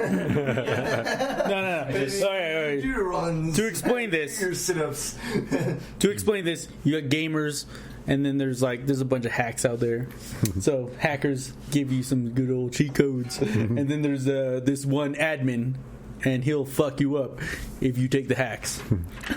What? Sweep the legs, Johnny. Sweep the leg, Johnny. But that's essentially what fucking like Saitama is in like One Punch Man. He's a goddamn admin. It's like if you ever like, and there's a bunch of people who are like, oh yeah, well I'm gonna be righteous all the way through, and then it's like there's these people who are the demons, who are the hackers, and it's like, oh yeah, let me just give you some cheat codes real quick. It's like, and then once they get their cheat codes, like obviously cheats aren't the end all be all, but it's also like at the same point they yeah, you can still be cheaters, but like at the same point it's like, hey, they're gonna give you a really really really good massive advantage. Is that a shirt? I do cheats. That should be a shirt. It should be a shirt. It was. But that's all One Punch Man is. He's the It admin. was scary. Well, in that episode, it was scary. Obviously, all the martial artists got all their asses kicked for the most part. Like, well, at least for the top contender that won the actual tournament, till the other guy that was bested by the monsters and he was actually defeated. Then he decided to become part of the Monster Association. And then, like, he was trying to say, like, I want you to be part of us. And then he was like, I don't want to do it still. Yeah, exclude. And then Saitama was Saitama like... came back and was like, hey, fuck you. And then he was like, Saitama, can I be, like, your disciple? And he was like, no, sorry, I already got one. I got Genos. To begin with, I have one too many. I have one too many. So, yeah. So that's how it ends, alright? No, yeah, I hate the way that Well, fucking. it was very like, horrific, though. I hate the way the like, second series ends. He's like, you guys gotta become one of the monsters or we're gonna kill you, basically. and then So I thought it was Saitama pretty... comes back and is like, Yeah. fuck that.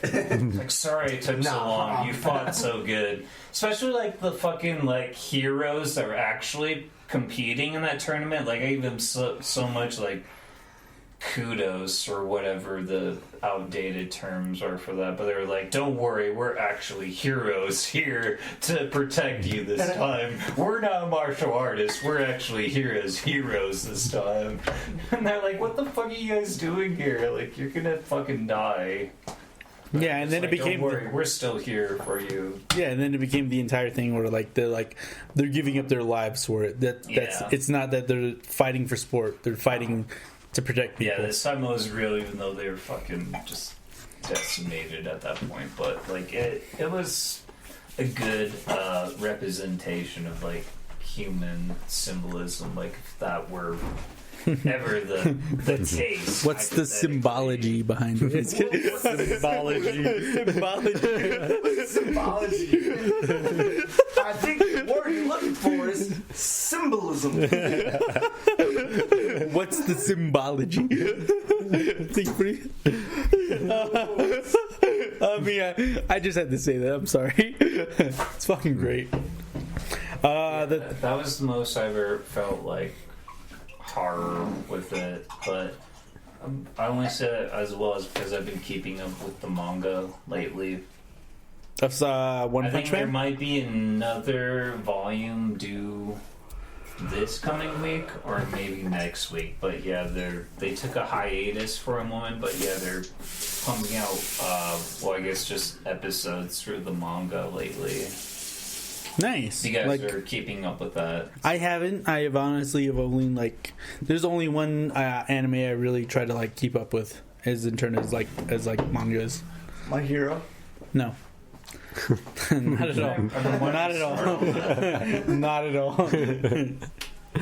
Okay, if Deku could Alabama Slam, maybe there could be like a collaboration between those animes. Be like, hey, One Punch Man, can you give me some tips? One punch. One punch. Did you guys see the new person that he's fighting, which is like a lame down version of All for One? Nope. I didn't. Okay, well I guess Well, like a teaser anime?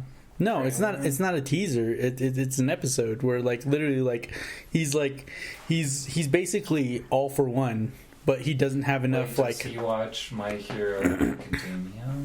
I've seen like clips. I've been wanting to get into it. Seasons? No, I said clips, but never really had the time to get into it because lately I've been actually watching Shippuden. Well, do you like One Punch Man? Whoa. Steven, do you understand what I'm? Do you understand what I mean for like as the anti-hero all for one? No. The villain? Okay. What the hell is this? Is this It's supposed to be juice. Pepto-Bismol? Yeah. Is it juice? One second. Don't drink it. This is... Okay, I won't drink it. I won't taste it. I'm sorry. This is... Something's going on here. Keep talking, guys. Some good old alchemy. Something... No, you told us to hold on. We're holding on. Don't point. Ask for shit. Just kidding. Shut up. That's not the right term. Oh, Shonda. I know there's like specific like give me please kind of things like are like in Avo, like hand me the ball, hand me the cup, and like hand me that.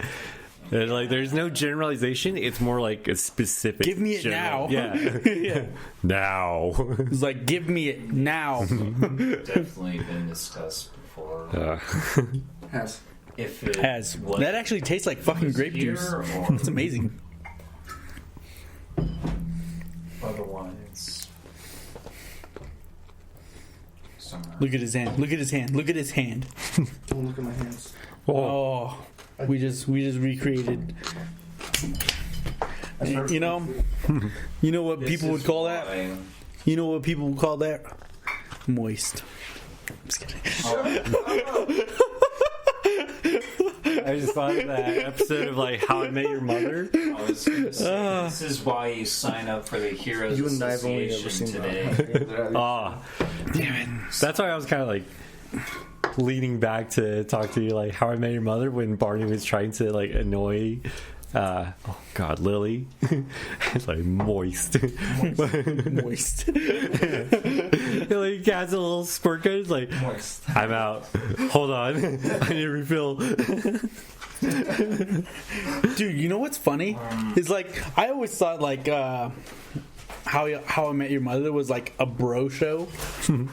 But like the amount of girls that watched that, and when like that meme came up, I was just like, how the fuck do you know about that? And I was like, I don't even watch that, but I know about it just because of all my friends who were talking about it. It was weird.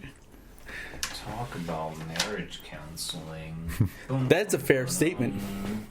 Where are we at?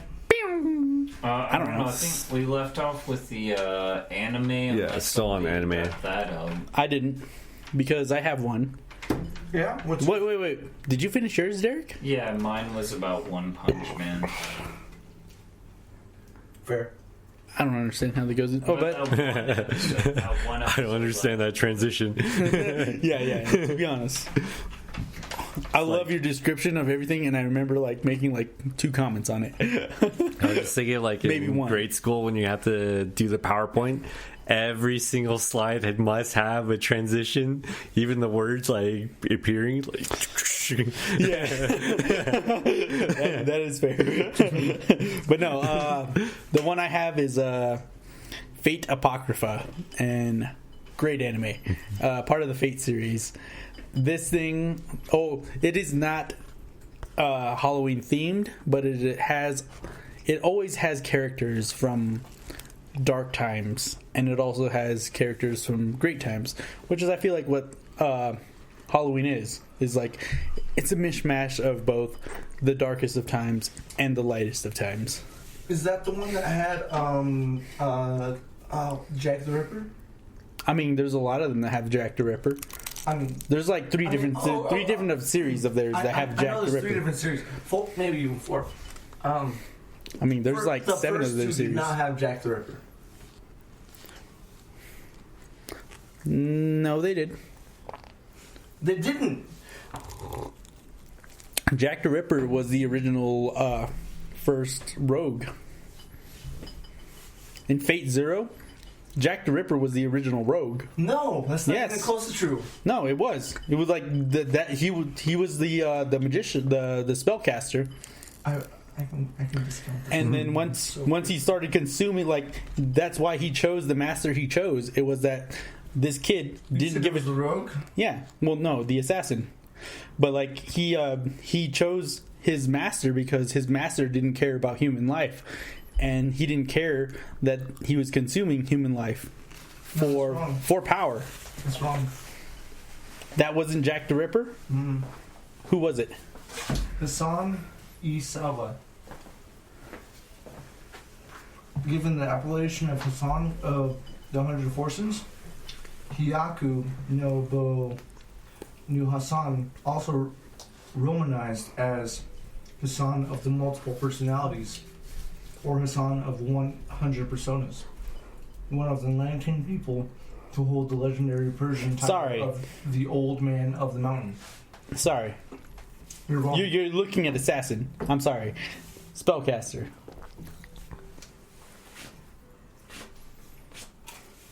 Yes.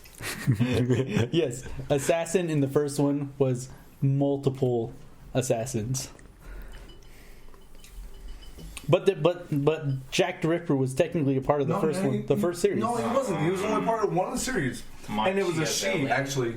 No, he was a part of technically he/she was a part of like two series, because Jack the Ripper was like if you go to Fate Stay Night. What did you say, magician? Machiavelli. You said magician. No, he's a part of the. He said rogue, spellcaster, assassin. Those are the three that He's the rogue. He's the rogue. Okay. In Fate, go into Fate Stay Night, and he's the rogue, the rogue person that they go up Fate against. Stay Night and Fate Zero are two different things. Yes, they are. Okay, Those are two different. Those are two. Those are two different Grail Wars. Okay, do you want me to go into Fate Stay Night or Fate Zero? Fate Stay Night. Sorry, because that's the first. That's the first rogue servant. Keep talking. Well, at the same time, if you're just gonna literally try to fact check me on this entire thing, but because you're wrong. I'm not. But a lot of people thought it was Jack the Ripper was that character. Well, because Jack the Ripper wasn't made until he wasn't put into the series until Apocrypha. Okay, so I feel or she, I guess technically, wasn't put into the series until Apocrypha. Okay, and I'm just gonna go on that, and this time, Fate Apocrypha. It doesn't have to be about Jack the Ripper. The entire series is literally it's combined with a lot of fictional characters and fictional Supposedly entities. fictional. Yeah, supposedly fictional entities that were legendary throughout time, and I feel such as Alexander the Great, which was an actual person. Yes, but my point was that it's a mishmash of a lot of things that happen at different periods of time that are all drawn together to one event, and that kind of embodies Halloween at its point. it's like all these things didn't exist together at the same time. It's like let's all mishmash it together. Great story. Love the story. Story's great. No doubt. I mean, I feel like you're more focused on just fact checking me on something. You said some things I don't believe is right. I mean, at the time of that Fate Stay UBW when it first came out, everybody thought that Jack the Ripper was that person at that time, and there was a lot of controversy over it. Are you talking about the sorcerer? Unlimited Blade Works. That's what UBW is. I know, but you're talking about the sorcerer. No. Well, maybe. But the first there was theories about the sorcerer being Jack the Ripper, but it wasn't. It was what the You're talking about them. Anastasia? Who the fuck's that? The Rasputin. Rasputin. He ended up being Rasputin. They suspected it might be Jack the Ripper, but it was Rasputin. Oh, okay, cool. And then later on, they had in the newer Apocrypha, Fate Night, whatever the fuck. Fate Apocrypha. Yeah, there's a lot of fates. That was Jack the Ripper. Yeah. But previously, they've never had Jack the Ripper before. Okay. I'll go for a fact. I'll go with that. I know that for a fact. I've watched the previous ones both before, like at least 3 times over. Okay. Cool. Jack. I'm gonna go with it. I agree with you. Do you? Yes. Okay. Side note, that was actually kind of funny that like when you just like brought up Anastasia, it's like my only my initial knowledge of Rasputin is through the is it Disney or DreamWorks? Disney? Yeah, so Disney's Anastasia. Yeah, that's my true initial exposure to Rasputin, and after that, like that's in like throughout history, they're like, oh, like Rasputin, like this person, and it's like, oh, I know him from Anastasia. No, if you ever like, no, okay. No. If you ever look up like, no, if you ever like, so I grew up before the internet, and if you ever looked up like shit in like encyclopedias and like history books, that motherfucker was weird. Yeah. Like there's literally like things in history books that claim he was supernatural as fuck. Yeah, like, and it's weird. It's weird that it's in like so many different like you take out a lot of reference books and it's like, hey, this motherfucker's weird. He was doing shit that no other human could do, and it's like, and he might have been. It's like he might have been 100 years old. He might have been 250 years old.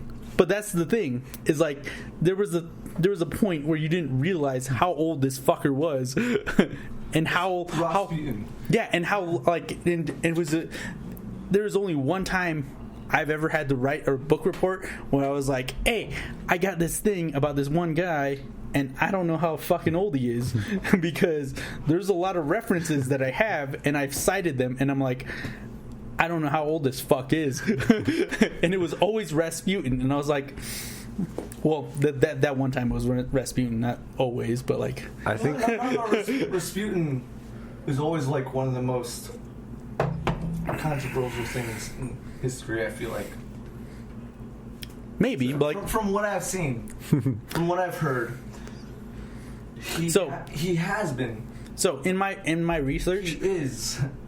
In my research, he has been an old fuck from the first time that person, the actual king, was in power, and then he goes into power, and then he's through this entire king's life.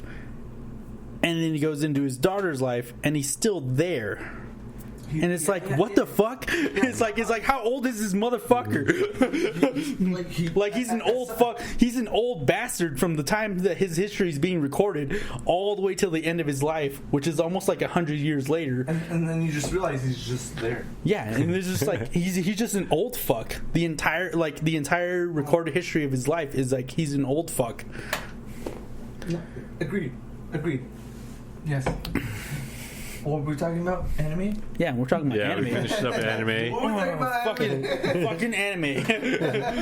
We're talking about Apocrypha. We were for a little while. And we already did that. I talked a lot about it while you were like literally looking at your phone. I was trying to discount you on some things you said because you said something as well. So that's music? Fair. That's fair. I made some stupid assumptions that I thought because I don't rewatch shit. we will go to music last. Video games. We were about to go into video games.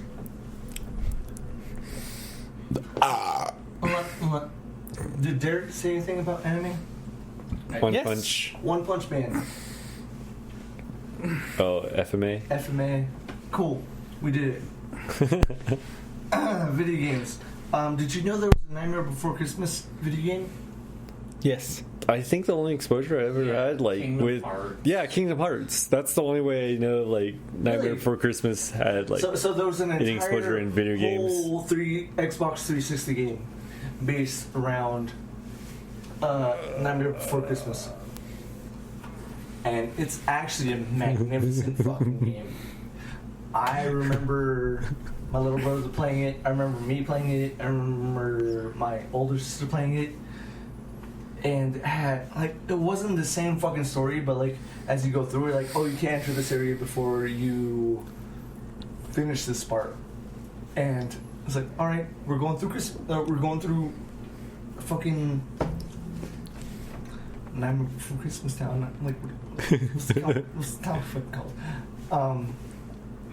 Halloween Town. Yeah, it was Halloween. Halloween Town. Yeah, you're right. The town of Halloween. It's literally the town of Halloween. But it's such a fucking great video game. I can remember the way that the fucking Layout was. You know what the fucking weird thing about that game was? Is that, like, you could see all the other, like, remember how you go through the tree? Of, like, selecting the tree for, like, Christmas, Halloween, and there was, like, Valentine's, and there was a bunch of different other trees. You could never select any of the other trees. You could only select Halloween and Christmas, because obviously Christmas happened later. But like, I can't kidnap the Easter Bunny. yeah, you couldn't do that. I mean, was it Boogie's Kids? No, they did do that in the movie. They Yeah, I did know. That's why I'm bringing it up. Kidnapping a poor bunny.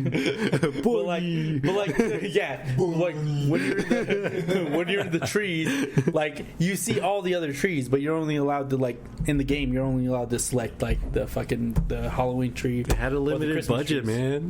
I mean, Times are tough. it's like just don't fucking make the other trees, all right? Just don't give me the options. But either way, the video game for Nightmare Before Christmas, in terms of that on the 360, was fucking magnificent. Great, like it felt very much like Aladdin from the Sega That Genesis, sucks. to where you had to like go from the beginning to the end, or the Lion King. When Lion King first came out. Never played that. I've never played that. I played the Aladdin one because it was in front of me, it was on, and it was my turn, so I wasn't gonna not play. and so it felt very, very much on that par level of game. To me, at least. Fair. I remember we played the Aladdin game like really recently, and it was fucking horrible. Didn't we? Yeah, we did that. We did that at the Green fucking Room? We Yeah, did that Green at the Room.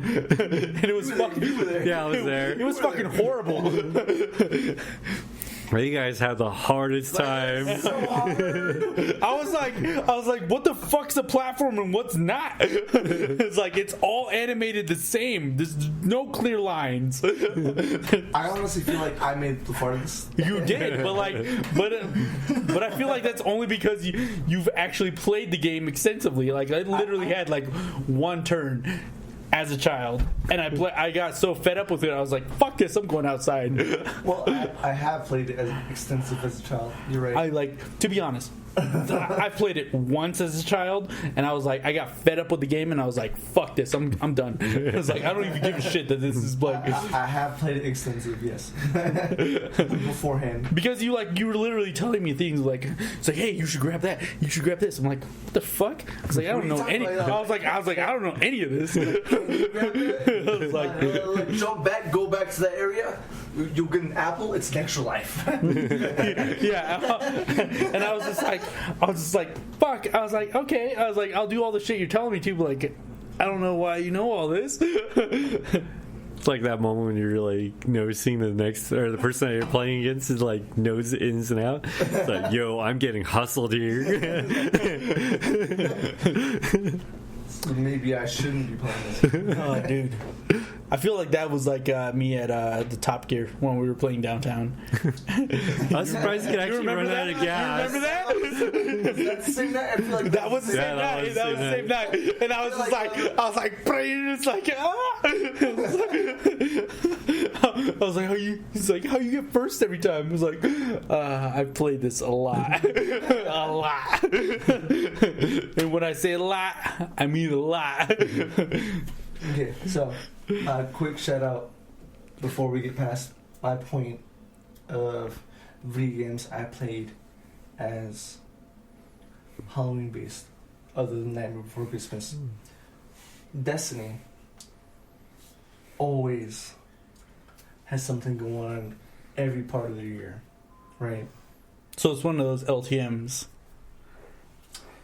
This year they also have Festival of the Lost.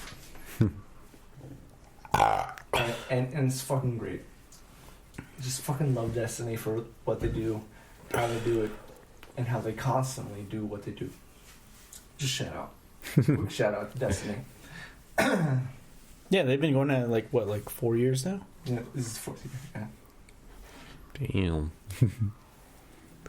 I mean, Destiny like 2 at least. Yeah, Destiny 2. Like, I went through the first Destiny, and I was like, I did 2 go-arounds of that. Haven't done 2 at all. Literally. Like, I did, like, 2 months of 2, and I got really close to, like, where the peak rank is, and I was like, I'm getting tired of this. Which is wrong. No. I wasn't doing it wrong.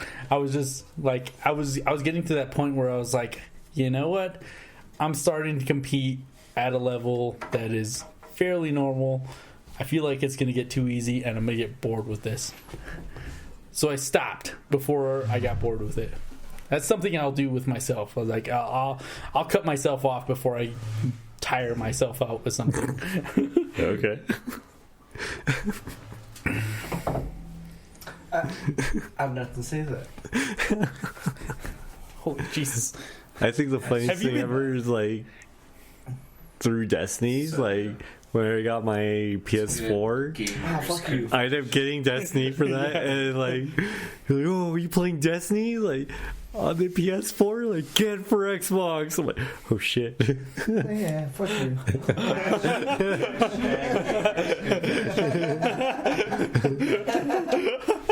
That is a gamer confession. Like, literally, like, I'll stop playing a game. Like, I'll force myself to stop playing a game before I get tired of it because I don't want to get tired of it.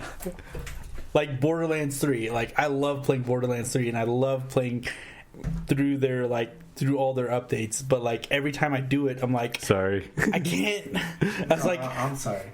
like, I can't finish the update because I was like, I gotta save part of this update to flow into the next update so that I can keep enjoying the game through it. Ryan got triggered because Borderlands 3 came up, and there's a tradition where Ryan and I always try to do like multiplayer and like play through the campaign. But lately, like, we haven't been able to connect on So Xbox can, Live. like, old players play with new players? Yeah. Like, right at the campaign level? Yes. Actually, yes, yeah. I think the funniest thing ever is like in Borderlands 1, if you play with if 2 players have different ranks, like one is like super high rank, like rank 25, and someone's starting off brand new, like rank 1. It's funny because like the player that plays or the player that hosts the game, if they're the lowest rank, all the enemies are set to their rank, and so the level 25 person in that game is just basically being tickled by like all the enemies. So they're cheesing at them. Yeah, it's just like a breeze running through it.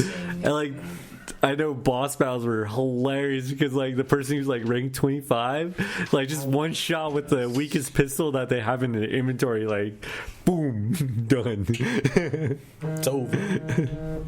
No, the greatest part of like about being a part of Borderlands 1, like before it hit consoles, is on PC. Like, you got every playthrough It was amazing just watching every DLC drop, and I was just like, you know what?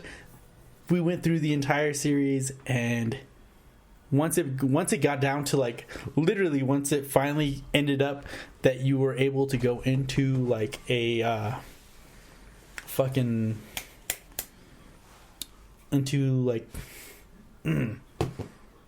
the fuck was it called?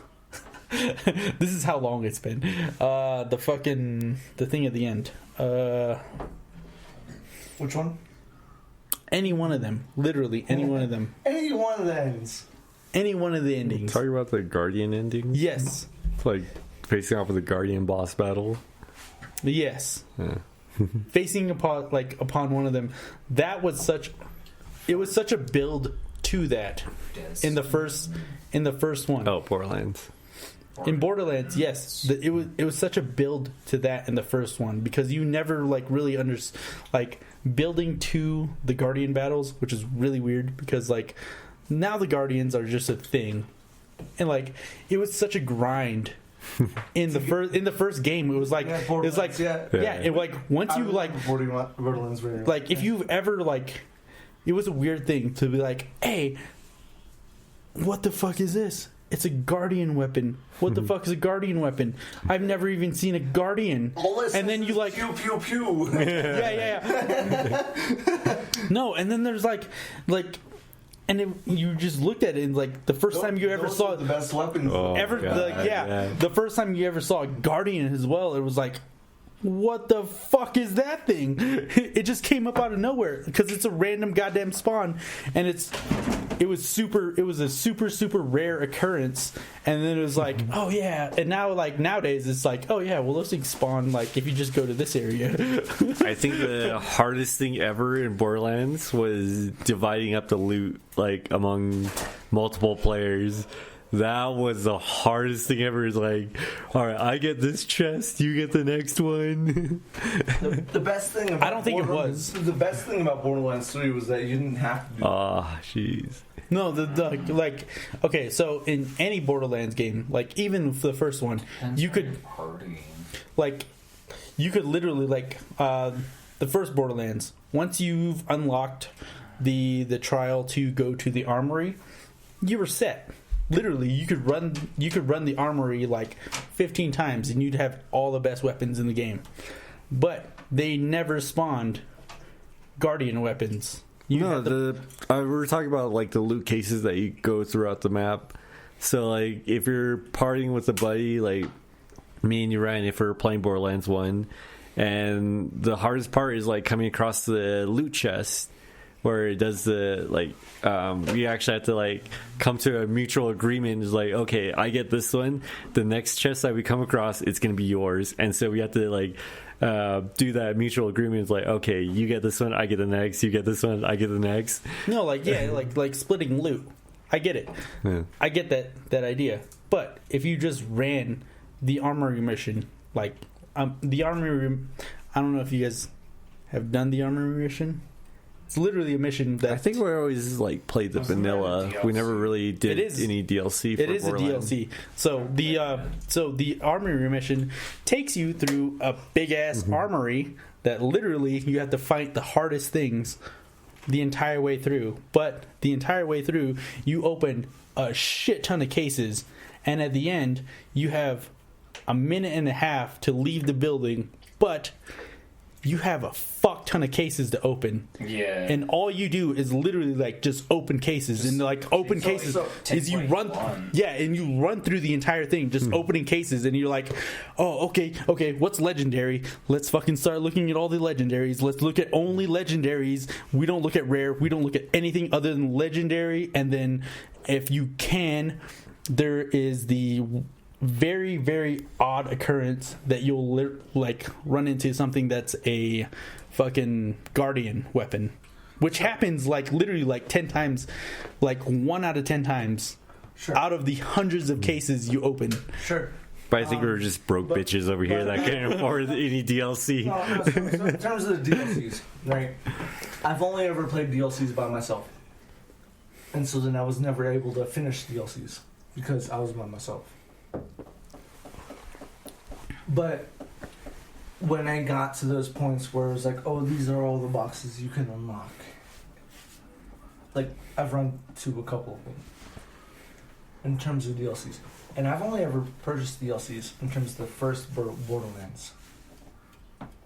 The first Borderlands, if you ever bought it on a console, and there's you had full access to a lot of things. There's like 3 DLCs. Yes, there is. But you had you're like if you look at it in the terms of a PC DLC, that's 15 different DLCs. You're looking at like 5 DLCs per one thing you bought. Sure. In terms of console player, that's 3 DLCs. Yeah. And I never played those in college. I never played those in high school. I've only played them in college. Yeah. All I'm saying, the armory mission, fun as hell. But which armory mission? There's only one armory. There's 3 armories, actually. Okay, yes, you run through the armory 3 times. No. In all There's DLCs. There's an actual map called the armory. Are you talking about the really eccentric dude?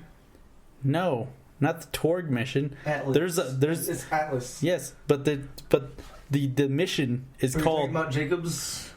I'm not talking about shit. I'm talking about a single mission in Borderlands 1 that's called the Armory. It takes you through a base that's called the Armory. Oh, General Knox. Yeah. That's a DLC. Well, that's. I mean, I've stated it's DLC. Given by Athena. The Armory Borderlands. Previous mission is... I love how this has to be fact checked by like 3 different people. It's hilarious. Oh no, I'm just original Borderlands. Yes. I've played every single DLC on the original Borderlands. Cool. But I don't remember half. I don't remember half of them because I've gone as far as Borderlands 2. I've never played Borderlands 3 yet, but I remember General Knox. That's when you loot everything. That's such the armory was such a fun mission though. Just for the DLC itself, but yeah. Oh, I like how I'm talking about this. I like how I'm explaining like a childhood memory, and it has to be fact checked. It's fucking hilarious. You also have to remember that each and every one of us. No. I'm sorry. It's about Should we 5 years should we younger than like you. we have to do this. We have to like start fact checking everything that everybody says here. I remember the DLC though. No, I remember every. We have to do this. We have to start fact checking everything that everybody's ever said on this thing. Nonsense. Even though we're drinking and we're in a like intoxicated mind, we have to start fact checking everybody on everything they say right now. Knox's Armory is a whole. Oh, if you think I was fact checking you, It's fucking. I hilarious. wasn't. I was just texting. No, I'm just fucking around. But like literally, like I feel like I'm being fucking like, Wait, what the hell? Why am I like bringing up childhood memories and like things I enjoyed? And I'm like, oh yeah, well, oh no, like, oh okay, you gotta be like, I'm like no, Well, like wait, literally, does that have to be the response to everything I say? Was that your video game choice? It was. Like it's funny that I have to be like everything I say has to be fact checked tonight. It's funny. I think the dynamic is between you two for fact checking. Yeah. Well, mainly on Ryan's end. Derrick is over there just minding his own business, like, listening in, like trying to absorb whatever's going on, and I'm just like over Actually, here. I see similarities at times.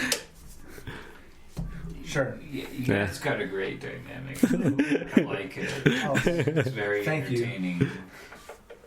So there was an But event. I don't know who had started with video games. Though. So there was Me and him did video games. There was a limited time event in Final Fantasy 12. If you want to look this up, there was a Final Fantasy 12 event that happened, and I really enjoyed it. It was in their carnival in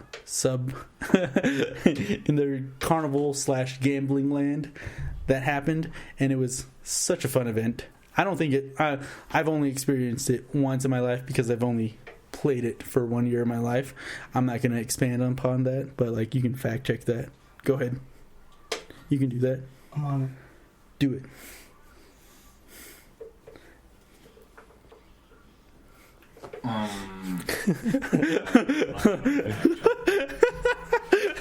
No, I just wanted to make it awkward. Ryan's on OnlyFans. It's kidding. He might be. Oh god. What? Oh, I was kidding about that. He said he might be on OnlyFans. Oh yeah, when you just start your OnlyFans. Like no, there's no, Derrick? I feel like there should be like a Halloween OnlyFans. Oh wait, never mind. That might be a real thing. Don't do that. Don't check that. Subscribe. Well, wouldn't people check that? Subscribe to it. No, I mean like right now. Don't. I mean, do that on your own time. Check a Halloween's OnlyFans, but like a sharpened instrument pointed towards an orifice at some point, possibly multiple, or maybe just a serrated instrument as well. That's also. I feel like this is leading into Saw, like just how. Or otherwise, if you're looking towards some BDSM with some ASMR, we're also open to that. is there really a BDSM ASMR? I feel like that's the thing. Why would you have BDSM ASMR? that is a very strange thing to I ASMR. don't know. You guys have to build upon that at this point. Oh, Derrick, video games. So it's my turn. It's one of your two's turn, Yeah. and it has been. I voluntold Derrick to go. Okay, so I will pick Deadly Premonition. I've never played the game personally, but it seems like a fun video game to play, considering that the sequel came out back in, I guess, like July 10th of this year, of 2020, even though we're all currently going through this whole global situation. I'll just devolve it to that, or just reduce it, I guess. Probably just reduce it, not devolve, but yeah, so Deadly Premonition 2 is currently out, and I would like to play Deadly Premonition, the first original title, but I'm not sure which platform is best to play on it, but that would be my horror game themed Halloween thing to play right now. Derrick, so I've known you to play on many consoles / PC. Which do you feel more comfortable with? Mouse and keyboard or controller? I guess it really depends on the environment. Like, if I'm gonna be up close, which is like, yeah, what I prefer, then it's interchangeable for mouse and keyboard. Like, if I don't really need a whole lot of coordination, then yeah, then mouse and keyboard is tolerable. Or Let's say you're playing Modern Warfare. If I'm playing Modern Warfare, then it really depends on. Oof. Okay. Like, what's your immediate reaction to that? Like, I'm playing Modern Warfare, I'm gonna go with the controller, or I'm gonna go with mouse and keyboard. Modern Warfare in a long time. I know, sure you haven't. But if you were to like quickly go to like right now, I feel like I'm better at mouse and keyboard, or I'm gonna go into controller. Which would you just choose? do mouse and keyboard, probably. Yeah. Yeah. I think it's essentially what he's asking you is what's your preference? Is it controller or mouse and keyboard? Probably first-person shooter, like, yeah, mouse and keyboard. But I think going, like, format-wise, yeah, I would just do it on monitor. Unless it's, like, a big format monitor. Basically, it's just, like, whatever, like, a LED LCD screen is, but like just like it's basically a monitor. Because I know like LG has that, as well as like Nvidia. I think they've had like some licensing with brands as well. But like yeah, you can get that.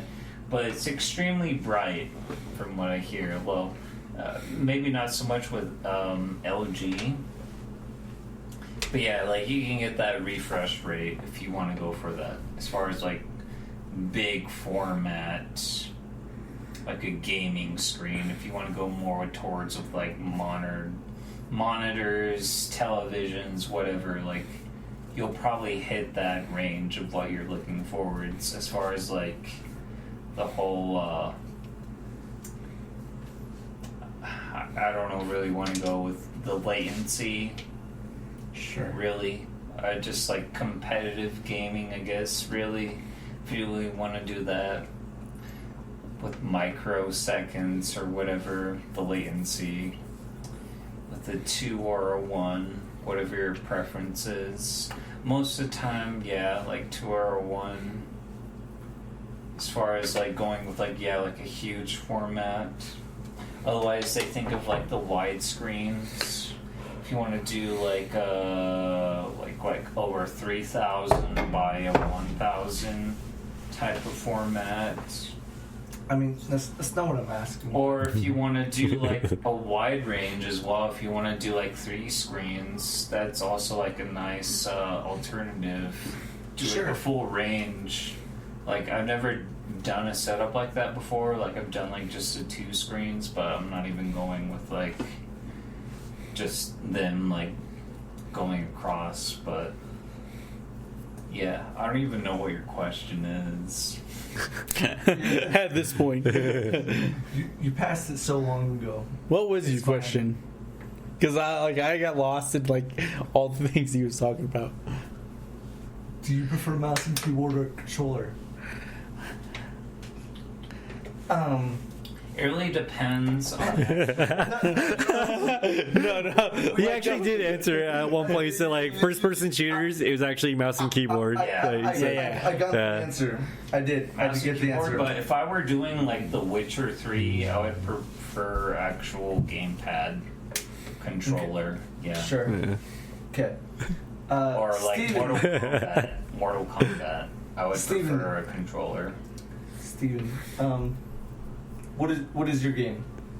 I'm actually not too sure if this is the exact one, but like in the Resident Evil series, so I know they started doing the remakes and everything like that, and how they're trying to revamp. Virtual reality. Okay, that's the one I was thinking about. Is like I think it's Resident Evil 7. Like Yeah, they had a VR like Yeah. open with you, right? that thing is Biohazard.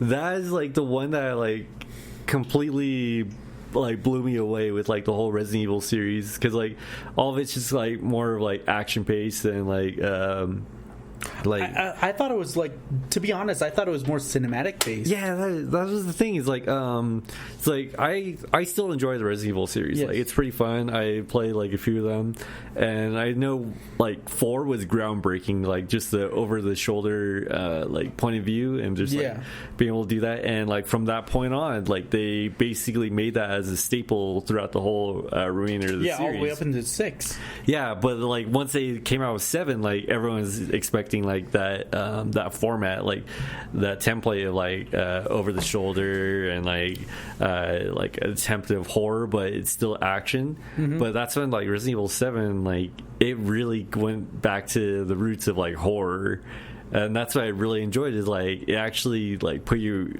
like, since it was first person in perspective, it literally put you in the shoes of like the person like that you're controlling, and like just how like if you get the settings just right, like everything's all dark and eerie, and especially like everything looked really gross and nasty in there, especially like just that initial point of contact of the house, where you like go, like where you walk into the house and like you just notice everything's all rotten, everything's just like cobwebs, dusty, and like even opening up the fridge, like your character literally like reacts to it, like kind of just like flinches away, especially like when there's just like cockroaches crawling over his arm.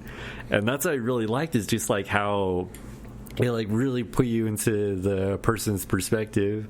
Yeah, like I never played it on VR, but the thing is, I really enjoyed it. Like just playing it, like just trying to control the person through like first person. I really enjoyed that game. Like quite a bit. It wasn't just cinematic; it was also immersive. Yeah, that's the part that really got me. Is like I know for Resident Evil 6 when they did the 3 stories with like the partner storylines. Yeah, I get it. Actually, technically.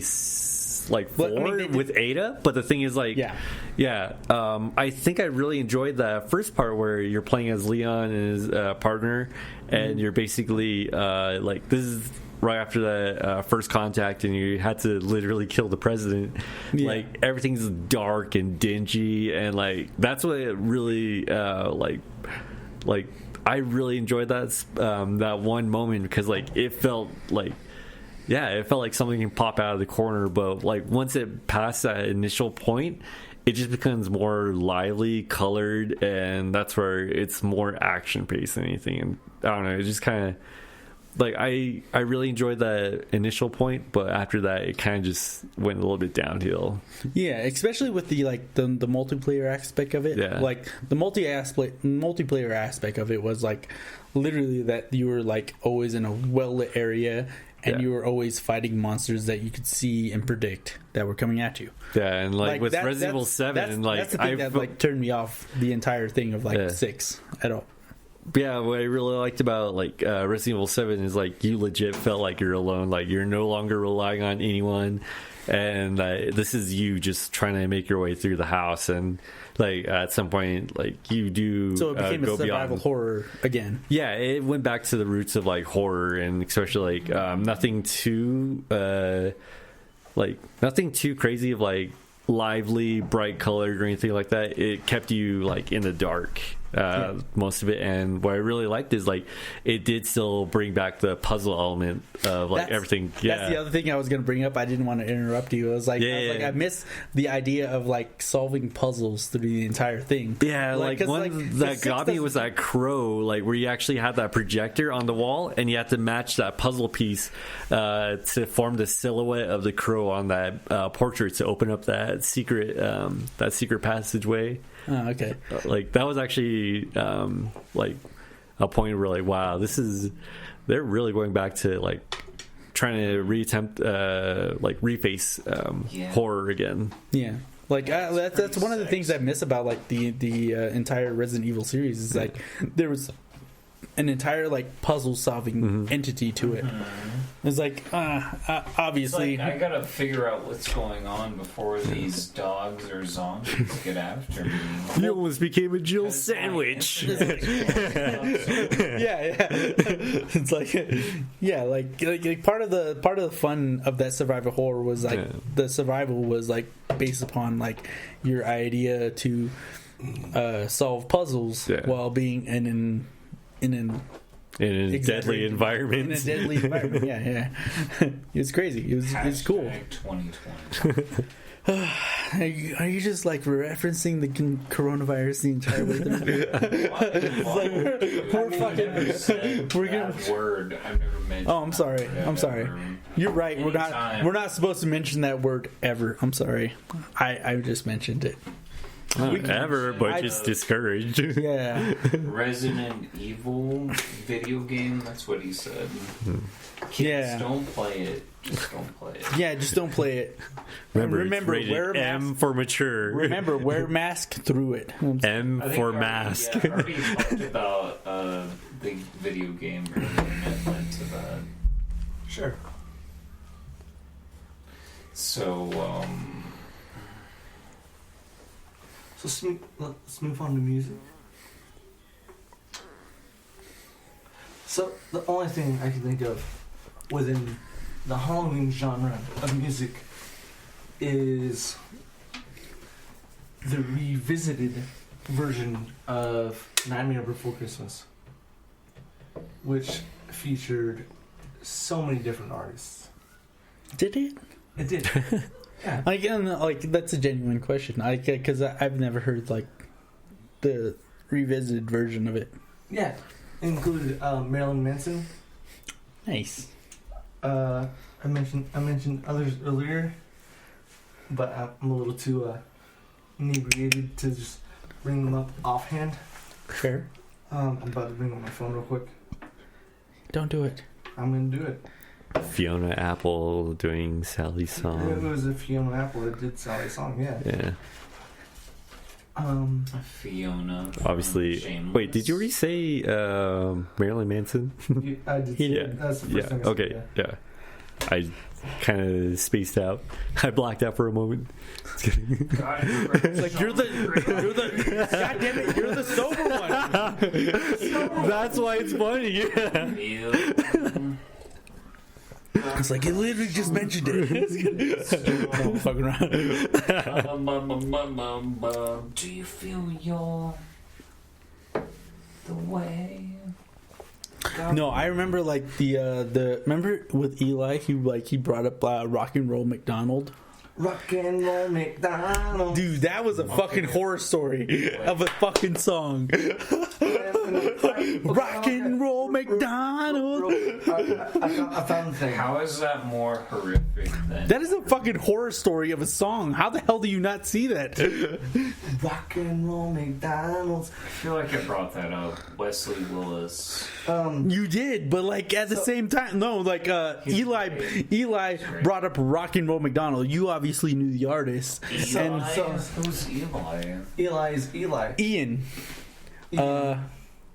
I'm trying not to say his goddamn Don't name. say his name. I'm trying not to say his name. Remember that's Ian? Well, yeah. Yeah. And then I said, yeah, Rock and Roll McDonald. Yeah. Plain White D's did Poor Jack. Amy Lee did Sally's song. Have you guys had him Making back Christmas on the show? was by Rise Against. No, he moved down to Phoenix, I believe. Kidnapped the Santa Claus was by Korn. What's This is by Flyleaf. I didn't know that. Release. So there's a whole fucking album to this? Yeah. Yeah. Holy Jesus. I mean, holy Moses. Because he actually existed.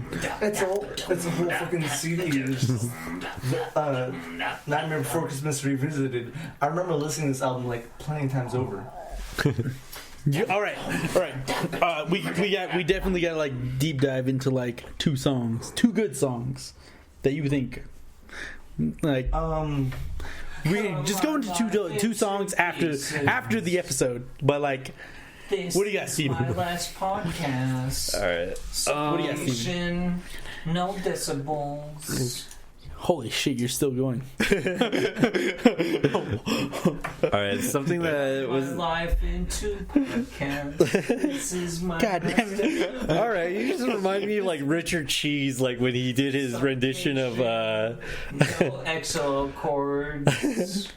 Like, cut my life something. into 16 pizzas. ounce pints. Or 2 slices. Doob. Sorry. So my favorite song off the album, just in case anybody cares, was Something's Wrong with Jack.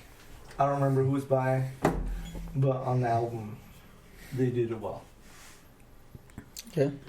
Does anybody else have like Halloween themed music for the rest of this? I really. Not exactly Halloween theme. So we're just gonna go with the music of the week at this point. Oh, wait, actually, I do have music for Halloween. Oh, Okay, nice. I'm Get really it going. sorry for cutting you guys off. No, you're good. Because like we got to go into like music of the week after that. If nobody has I want like to give credit all- to Rob Zombie, honestly, especially for Dracula or Dragula. okay,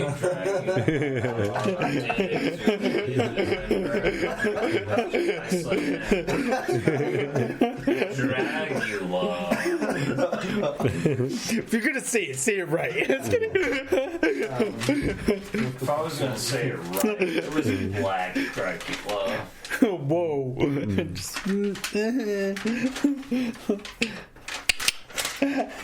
I think one song that always got me was like, crap. I just had a Living Dead Girl. That was a good song. Yeah. That was a good song. The music video, that one just like, ooh. Basically, just like the whole Hellbilly Deluxe album. Thank you for that, Rob Zombie. Otherwise, one of his former bandmates, I want to give a shout out to Scum of the Earth, and they also did the Filthy Black Souls songs with fuck. I forgot what that song. I forgot what that song was called. Stop saying dub for Filthy W. Black Swords. Something with us in there. Bam, bam, bam, bam, bam, bam, bam. Scum of the Earth. They had a nice single because he used to be with Rob, but then Rob started going towards his film direction. Lesser with the music. If you guys remember that, Scum of the Earth, that one single, they're most popular with it. By the way, I'm pretty sure Brooks and Dunn had the same name album. Scum of the Earth? No. Derrick, I gotta use the restroom. I'm sorry. You said a couple words. I gotta take a piss. I gotta really take a piss. That's not my problem. It is my problem. It is. I'm just saying that if you want to cut it. Jesus Christ. So can I still say the name of the song? Or do I lose now? I never said you couldn't say the name of the song. You gotta get closer. Yeah, there's also that, but I'm getting teary-eyed. Hillbilly Deluxe. That was the album I was thinking of. Yeah. Brooks and Dunn. BT Dubs. I know there's a fairly recent song from Rob Zombie that I've actually really enjoyed. It was Dead City Radio. Yeah? I like that one. I don't know it. Yeah. I forgot how recent it is, but yeah, it's definitely newer-ish. So can Daddy still say the song? Say what you want, Derrick. I only mentioned Say this what you want. because it was a former member of Rob Zombie's band at the time, but his last name was Riggs as well. Oh, hold on. Okay, well, Hey, so maybe you shouldn't. I don't care. Say it. Yeah. but the lead singer for this project, because Rob dipped out for music for a bit to focus on the films, but yeah, Scum of the Earth, Murder Song. It's a pretty good song. I would say check it out. Murder Song by Scum of the Earth. Definitely carries it on at least for a year or two when Rob Zombie himself was just focused on like his directorial film pursuits, and obviously he makes great movies at this point because we already talked about his movies earlier. Like, I've never seen Devil's Rejects, but apparently it's a good one, right? Would you say it's better than House of a Thousand Corpses? Continuation. Is it better? It's been a while since I've seen House of a Thousand Corpses, so it's hard to like recall like everything from that movie transitioning, or at least like the continuation From on the question into. you asked, Yeah. it's Might as well be better. it's very hard to determine Yeah. from the question you asked. It's very hard to determine. All right, for the listeners, you gotta decide it. Let us know down in the comments. This is sponsored by Scum of the Earth and Love officially. Let us know if you think Dance Motherfucker is a better single. Is it okay if I swear like that? Hell yeah, dude. Do it. So, Dance Motherfucker is also a pretty good song by Scum of the Earth. Otherwise, Murder Song, that's like my go-to for their singles. If you guys are familiar with fuck, I forget the dude's first name, but yeah, Riggs. He used to be with His name is Steven? Rob. He used to be with Rob for the longest time. When he separated from White Zombie. Wait, are you really the dude that separated from Rob Zombie this whole time? Yeah. White Zombie had a lot of good stuff. Dude, Rob Zombie, So when he separated from Rob, He's at that the- point, this guy right here. Riggs has been carrying on basically, yeah. Which movie was it? Was it Airheads that had White Zombie in the background playing at the concert? Dude, you got me right there. Oh, You gotta Airheads. talk to him. Yeah, you gotta do it. You gotta type it. Didn't do it. That's my music right there, though. I guarantee you I didn't do it. Rob So Zombie. what we're about to get into. Music. What we're about to get into is songs of the week. Right. Sorry. Oh. Slash drink of the night. What about Dink It with Mike? Oh, fuck Dink with Mike. You fucked me up. Dink It with Mike was the best part of the night. Not anymore. Not for the past 3 weeks. Maybe even 4. What's your guys' song of the week? I think for me it would have to be like, well, really quickly, I'm not really huge on rap. My biggest exposure is through my family, especially my cousins. And most recently, my cousin showed me a music video from, what was it, Afterlife from Flat Brush Zombies. And what was actually really interesting about that music video is like, yeah, sure, it has a good beat and everything like that. And what was kind of trippy about that is like the music video. What they do is like they actually do have like the whole thing has a visual representation of like X-ray. So like everyone, like you're just like looking at skeletons walk around, and like you can just like see through. Like the initial point is like pallbearers holding a casket, and like sure enough, like all the pallbearers are packing, and it just goes into the whole like the music video. And sure enough, like it was kind of interesting because like the funny part is like my cousin, he's like, hey, can you explain how they did this? And I'm like, what? So I like watching the music video, and it's like this whole X-ray thing, and like considering like X-ray is bad, like the like a bad radiation, and like just thinking like, man, those guys are not gonna have kids. Because like how you have to always like have a lead vest to protect like your organs or anything like that. Yeah, from radiation. Just for the audience, say it one more time. What the song name is and who it's by. Afterlife, and it's Flat Brush Zombies. So if you guys ever have a moment, yeah, just check it out. The music video is actually really like that's what sold me most of the time. Then The afterwards, music video? yeah, the music video. Okay. So I watch it. So does it not to discount what you're talking about, like could they do what they're doing like in post-production? Oh yeah, no, that's their thing. Sorry. Is like a lot of it's like it's very visual. Like could a lot of it be like cinematography? Like not saying that the audio is cinematography, but like could like the music video be like cinematography? Like a lot of it be cinematography? I don't know because I haven't seen it. I'm just asking.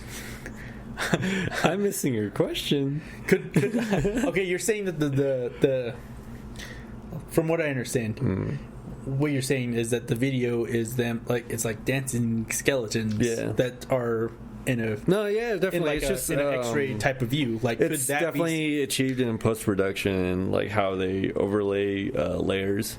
Okay. And I don't know. It's really cool, especially like how people like probably a good portion of it's like from computer generated like skeletons overlapping like Real sort of images. lens. Yeah. Because it's overlaid over like real images. Like, obviously they did the whole like music video. Like they're always doing their stances, their poses, and like whatever they're doing like naturally. Then through video production, they can actually just like put on layers and depending 'cause on the light obviously source. Yeah, because obviously it's not like really a- dark overall. Like everything's blacked out, and the only thing you can see is like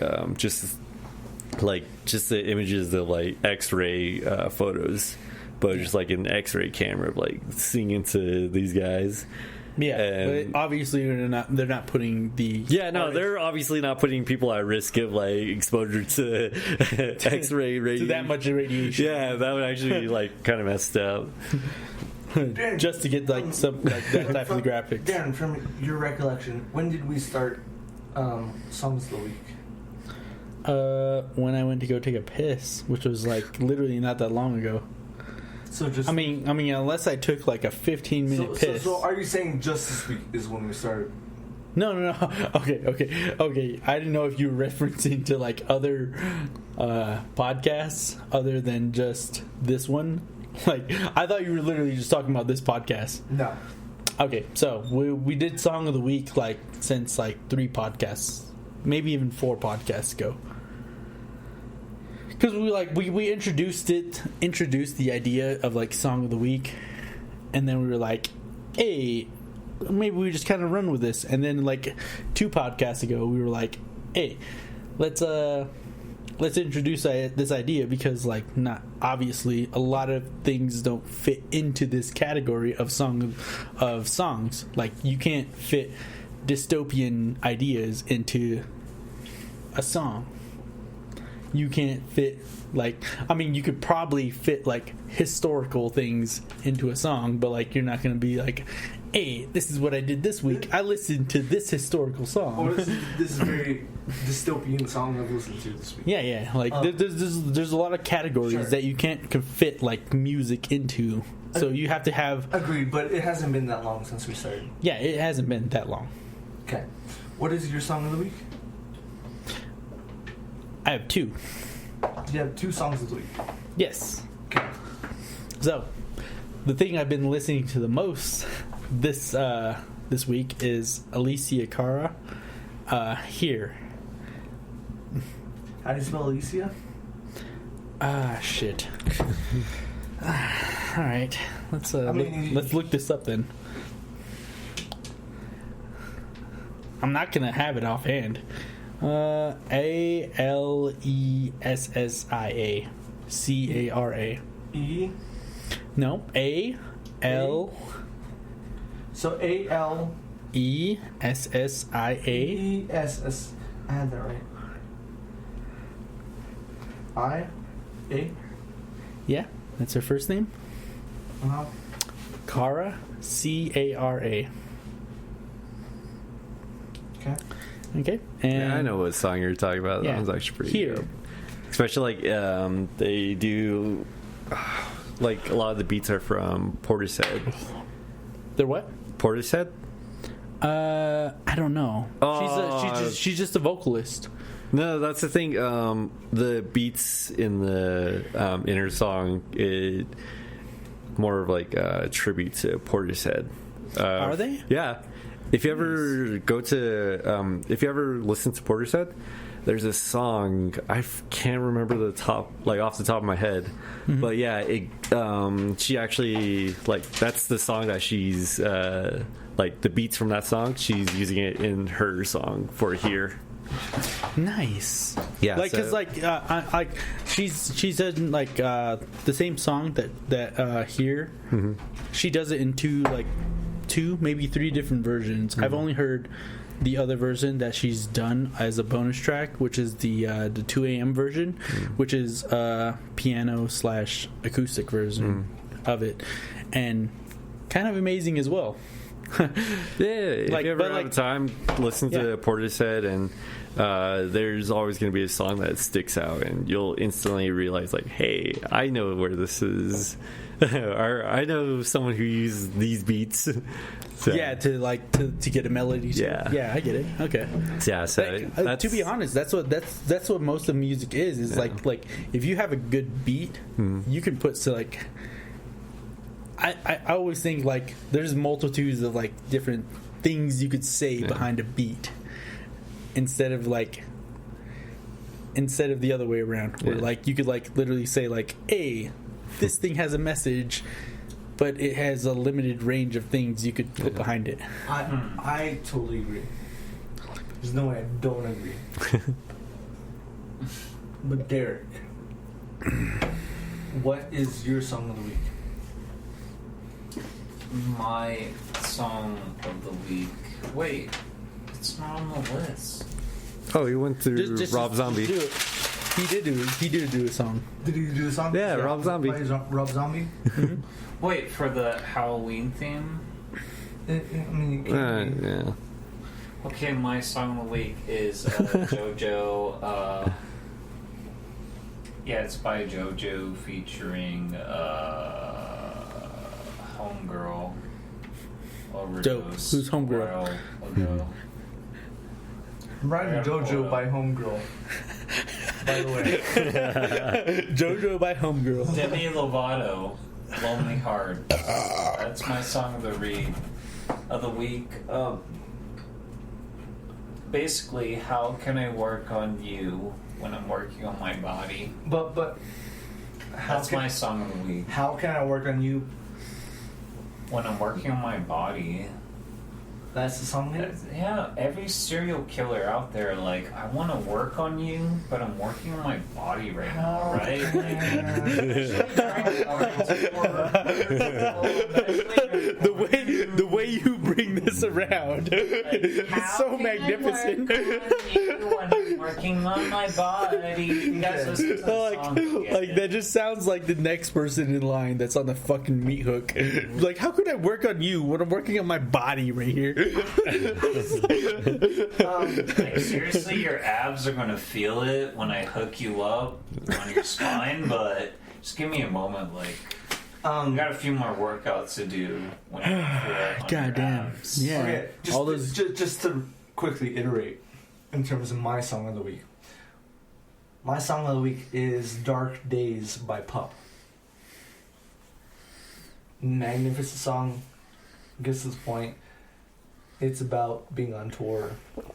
And he's like, we've had some dark days. To be honest, is that now? is that a thing you miss? Is just being on tour and being like out in like just doing your thing out on the road? Being able to sing in front of people, that is something I miss. No, well, I mean that's part of the thing. Like just being out on the road and doing your thing. Is that a thing you miss? Yes. It in a general Sense of it. sense of it, yes. Not the stress that comes with it, but like there's the so general much, sense of it. There's so much more to that. Yeah, I to get that it. question. But yes, No, one of my friends. I do miss it. Yeah, one of my friends. He used to like schedule tours, and like for a band, and he was like, it's one of the most stressful things up until the point that the band's playing.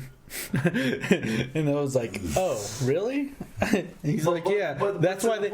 But that's why bands hire that person, is so that somebody could take that stress away from the band.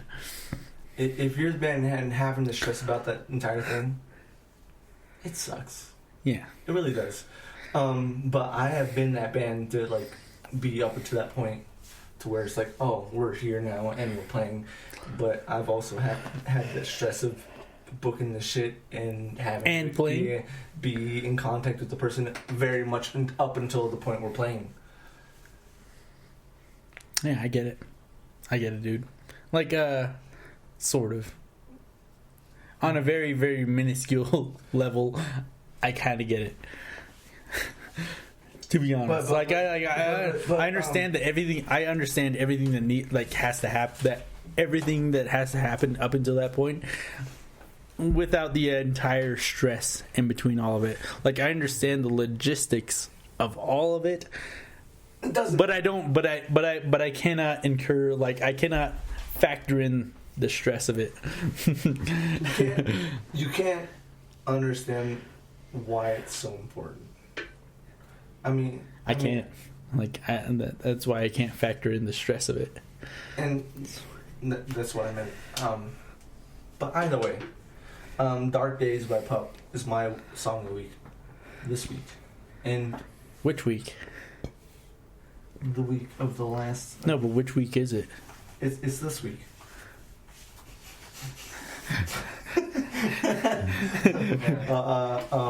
Is it week guilty 42 for or looking week at my 43? phone. How dare you, sir? How dare you? How dare you? How dare you look at your phone at this point? I don't care. I'm just fucking. You should care. Yeah. Yeah. On scare tactics. Because you want fear factor. God. God. Have you ever guys gotten those like "I Care" T-shirts from? Oh, okay, never mind. School. Yeah, But you know, like, I was traumatized. gotta let that go, man. this is just basically about the end of the night. So we're talking about. Wait, there's an "I Care" T-shirt? Oh yeah, Yeah. What the fuck is this? What is it says that about? you care. I've seen them. I'm not interested in them. No, I'm a little interested. I'll never be interested. You know what? We're gonna talk about this after the podcast because I'm interested. But this is the last part of the podcast. What is your favorite drinks of the night? You've had like 5 Dr. nah, 3. By the way, Needs a little bit of caffeine. Steven is sober. And we're He's a not sober discouraging boy. people being from sober, so we're not going to force them ever to drink. No, we're gonna shove a fucking bottles down his throat right now. Yeah, at least for now. Yeah, don't assume anything, you Ryan. We're gonna shove a bottle down his throat. After the podcast, like, Just because the ball goes down my throat doesn't mean I absorb the alcohol. Yeah, exactly. It's like After the exactly. podcast. I'll die from the bottle before I even get drunk. We'll beat him over the head with a bottle of alcohol until he gets it like drunk. I'm just kidding. Yeah, if you guys You know, because that's how alcohol works. but, I'm just kidding. well, like, Derrick, It's like a what's your favorite confession. My favorite drink of the night would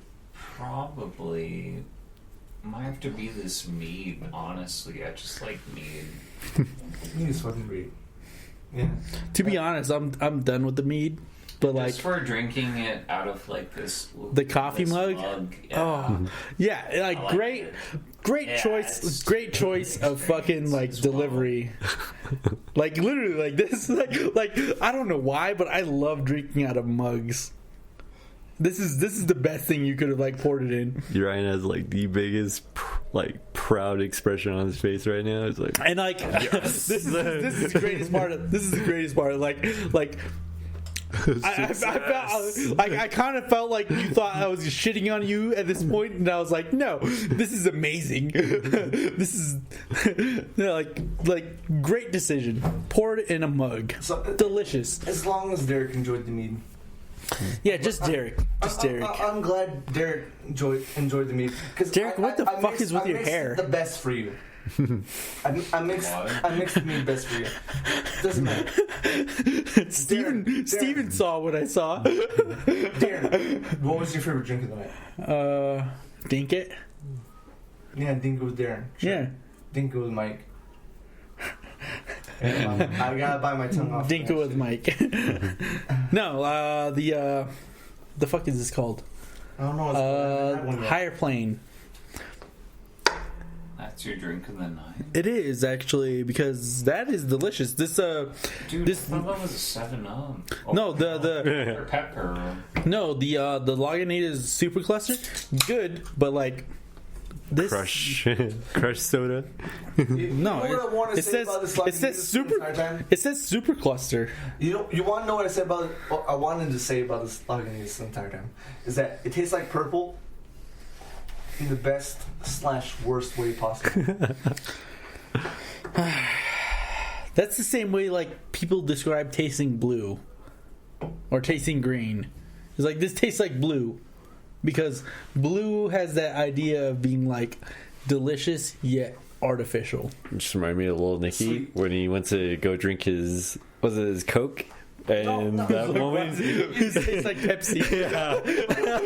But to be honest, we can't taste This Coke tastes like Pepsi. Super clutch and be like, oh, there's no way this doesn't taste like purple. Like it tastes like purple. It does. Honestly, I doesn't. didn't drink. Honestly, doesn't. Stir. I literally just took a full mouthful. I'm actually drinking. Doesn't taste like purple. Right now. But There is a yeah, very great. my drink of the night. I guess I'll give it to the Super Cluster. This other beer is gonna. I fucking hate you right now. I fucking hate you. You're like, no. Fucking hate you because you never had one, yet you're endorsing it. I know what Super Cluster is. I've had it before. It's a solid one. It's solid. It is solid, but it doesn't taste like purple at all. I'm gonna reiterate that it does not taste like purple at all. It wasn't meant to taste like purple. If you wanted purple, get purple. No. It's delicious. It is good. Doesn't taste like purple.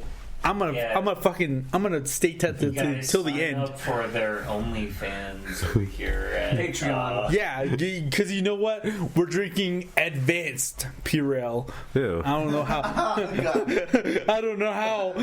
I don't know how it. I don't know how you did it, but you got me to say the fucking word like 5 times tonight. Because you're being an idiot. You really have.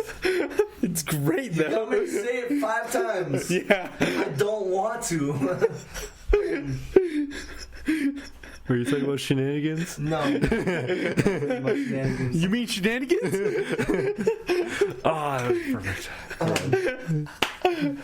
But like, what did you drink tonight again? I'm sorry. Hey, Farva, what's that restaurant you like with all the goofy shit on the wall? You mean shenanigans? Oh! I'm a pistol whip the next person that says shenanigans. Hey, Farva, what's that restaurant you like with all the goofy shit on the walls? You mean shenanigans? Shenanigans? Shut up. Tell me what you like. What's your best drink tonight? The mead. The mead was delicious. Definitely just like I like the way like I tasted it before you like I don't know if it was before or after, but like Before we cut it. yeah, before you cut it. Before you cut it, wasn't impressed. After you did that, delicious. Literally, tasted like juice. Exactly how you described it. It tasted like juice, dude. Oh, if you guys don't know, the meat is actually from Superstition, Lady Marion. Lady Marion. But I told you gotta get it. No. Like, I give you value on that idea, not the thing you said about the fucking beer, about it tasting like purple. That's fucking dumb. Fuck that shit. No. I gave you the point of like this mead tasting like juice when you add a bit of water to it and you mix it. I don't think this beer tastes like purple at all. To each their own. Yeah. yeah. Very, very much so. To each their own. Like literally, I don't think this beer tastes like purple at all. Best drink I had tonight. Also the Marion. I thought you were gonna say water for like to be an asshole. Like literally, I thought you were gonna be an asshole. Be like, the best drink I had tonight. Water, because I want to be sober right now. I'm just kidding. But no, yeah. I did it right. Did you? Most times I don't, but I did it right. Hey. So drinking soda, I keep thinking about that time when we were trying to get root beer, and we're both dead set on IBC root beer that comes in like a glass bottle. We're gonna talk about this later. Yeah. Whoa. I could drink you like. So let's get these mics out of the fucking way, and we can start some real discussions. But yeah, guys, Mine's root beer is not the you same know as what? IBC root beer. You know what? This should probably be a goddamn Patreon where we just like discuss some stupid shit. But at the same time, Sounds about right. holy shit. How'd you go into that voice? Just do it. All right, say nice and slow. Get in there nice and real deep like. How you doing there, partner? No, say get in there nice and deep. Come on. Come on. Do it, Derrick. Would you be like, get in there nice and deep black? Oh my god. as far as I know, we've done everything we needed to do on this podcast. So everybody stop licking at the goddamn microphones and we'll end this. I do, Ryan. Hope you have a great night. I don't know if anyone else. Hope you have a good night. By the way, our Lyft driver was drinking a beer when he took us. You're gonna cut this out.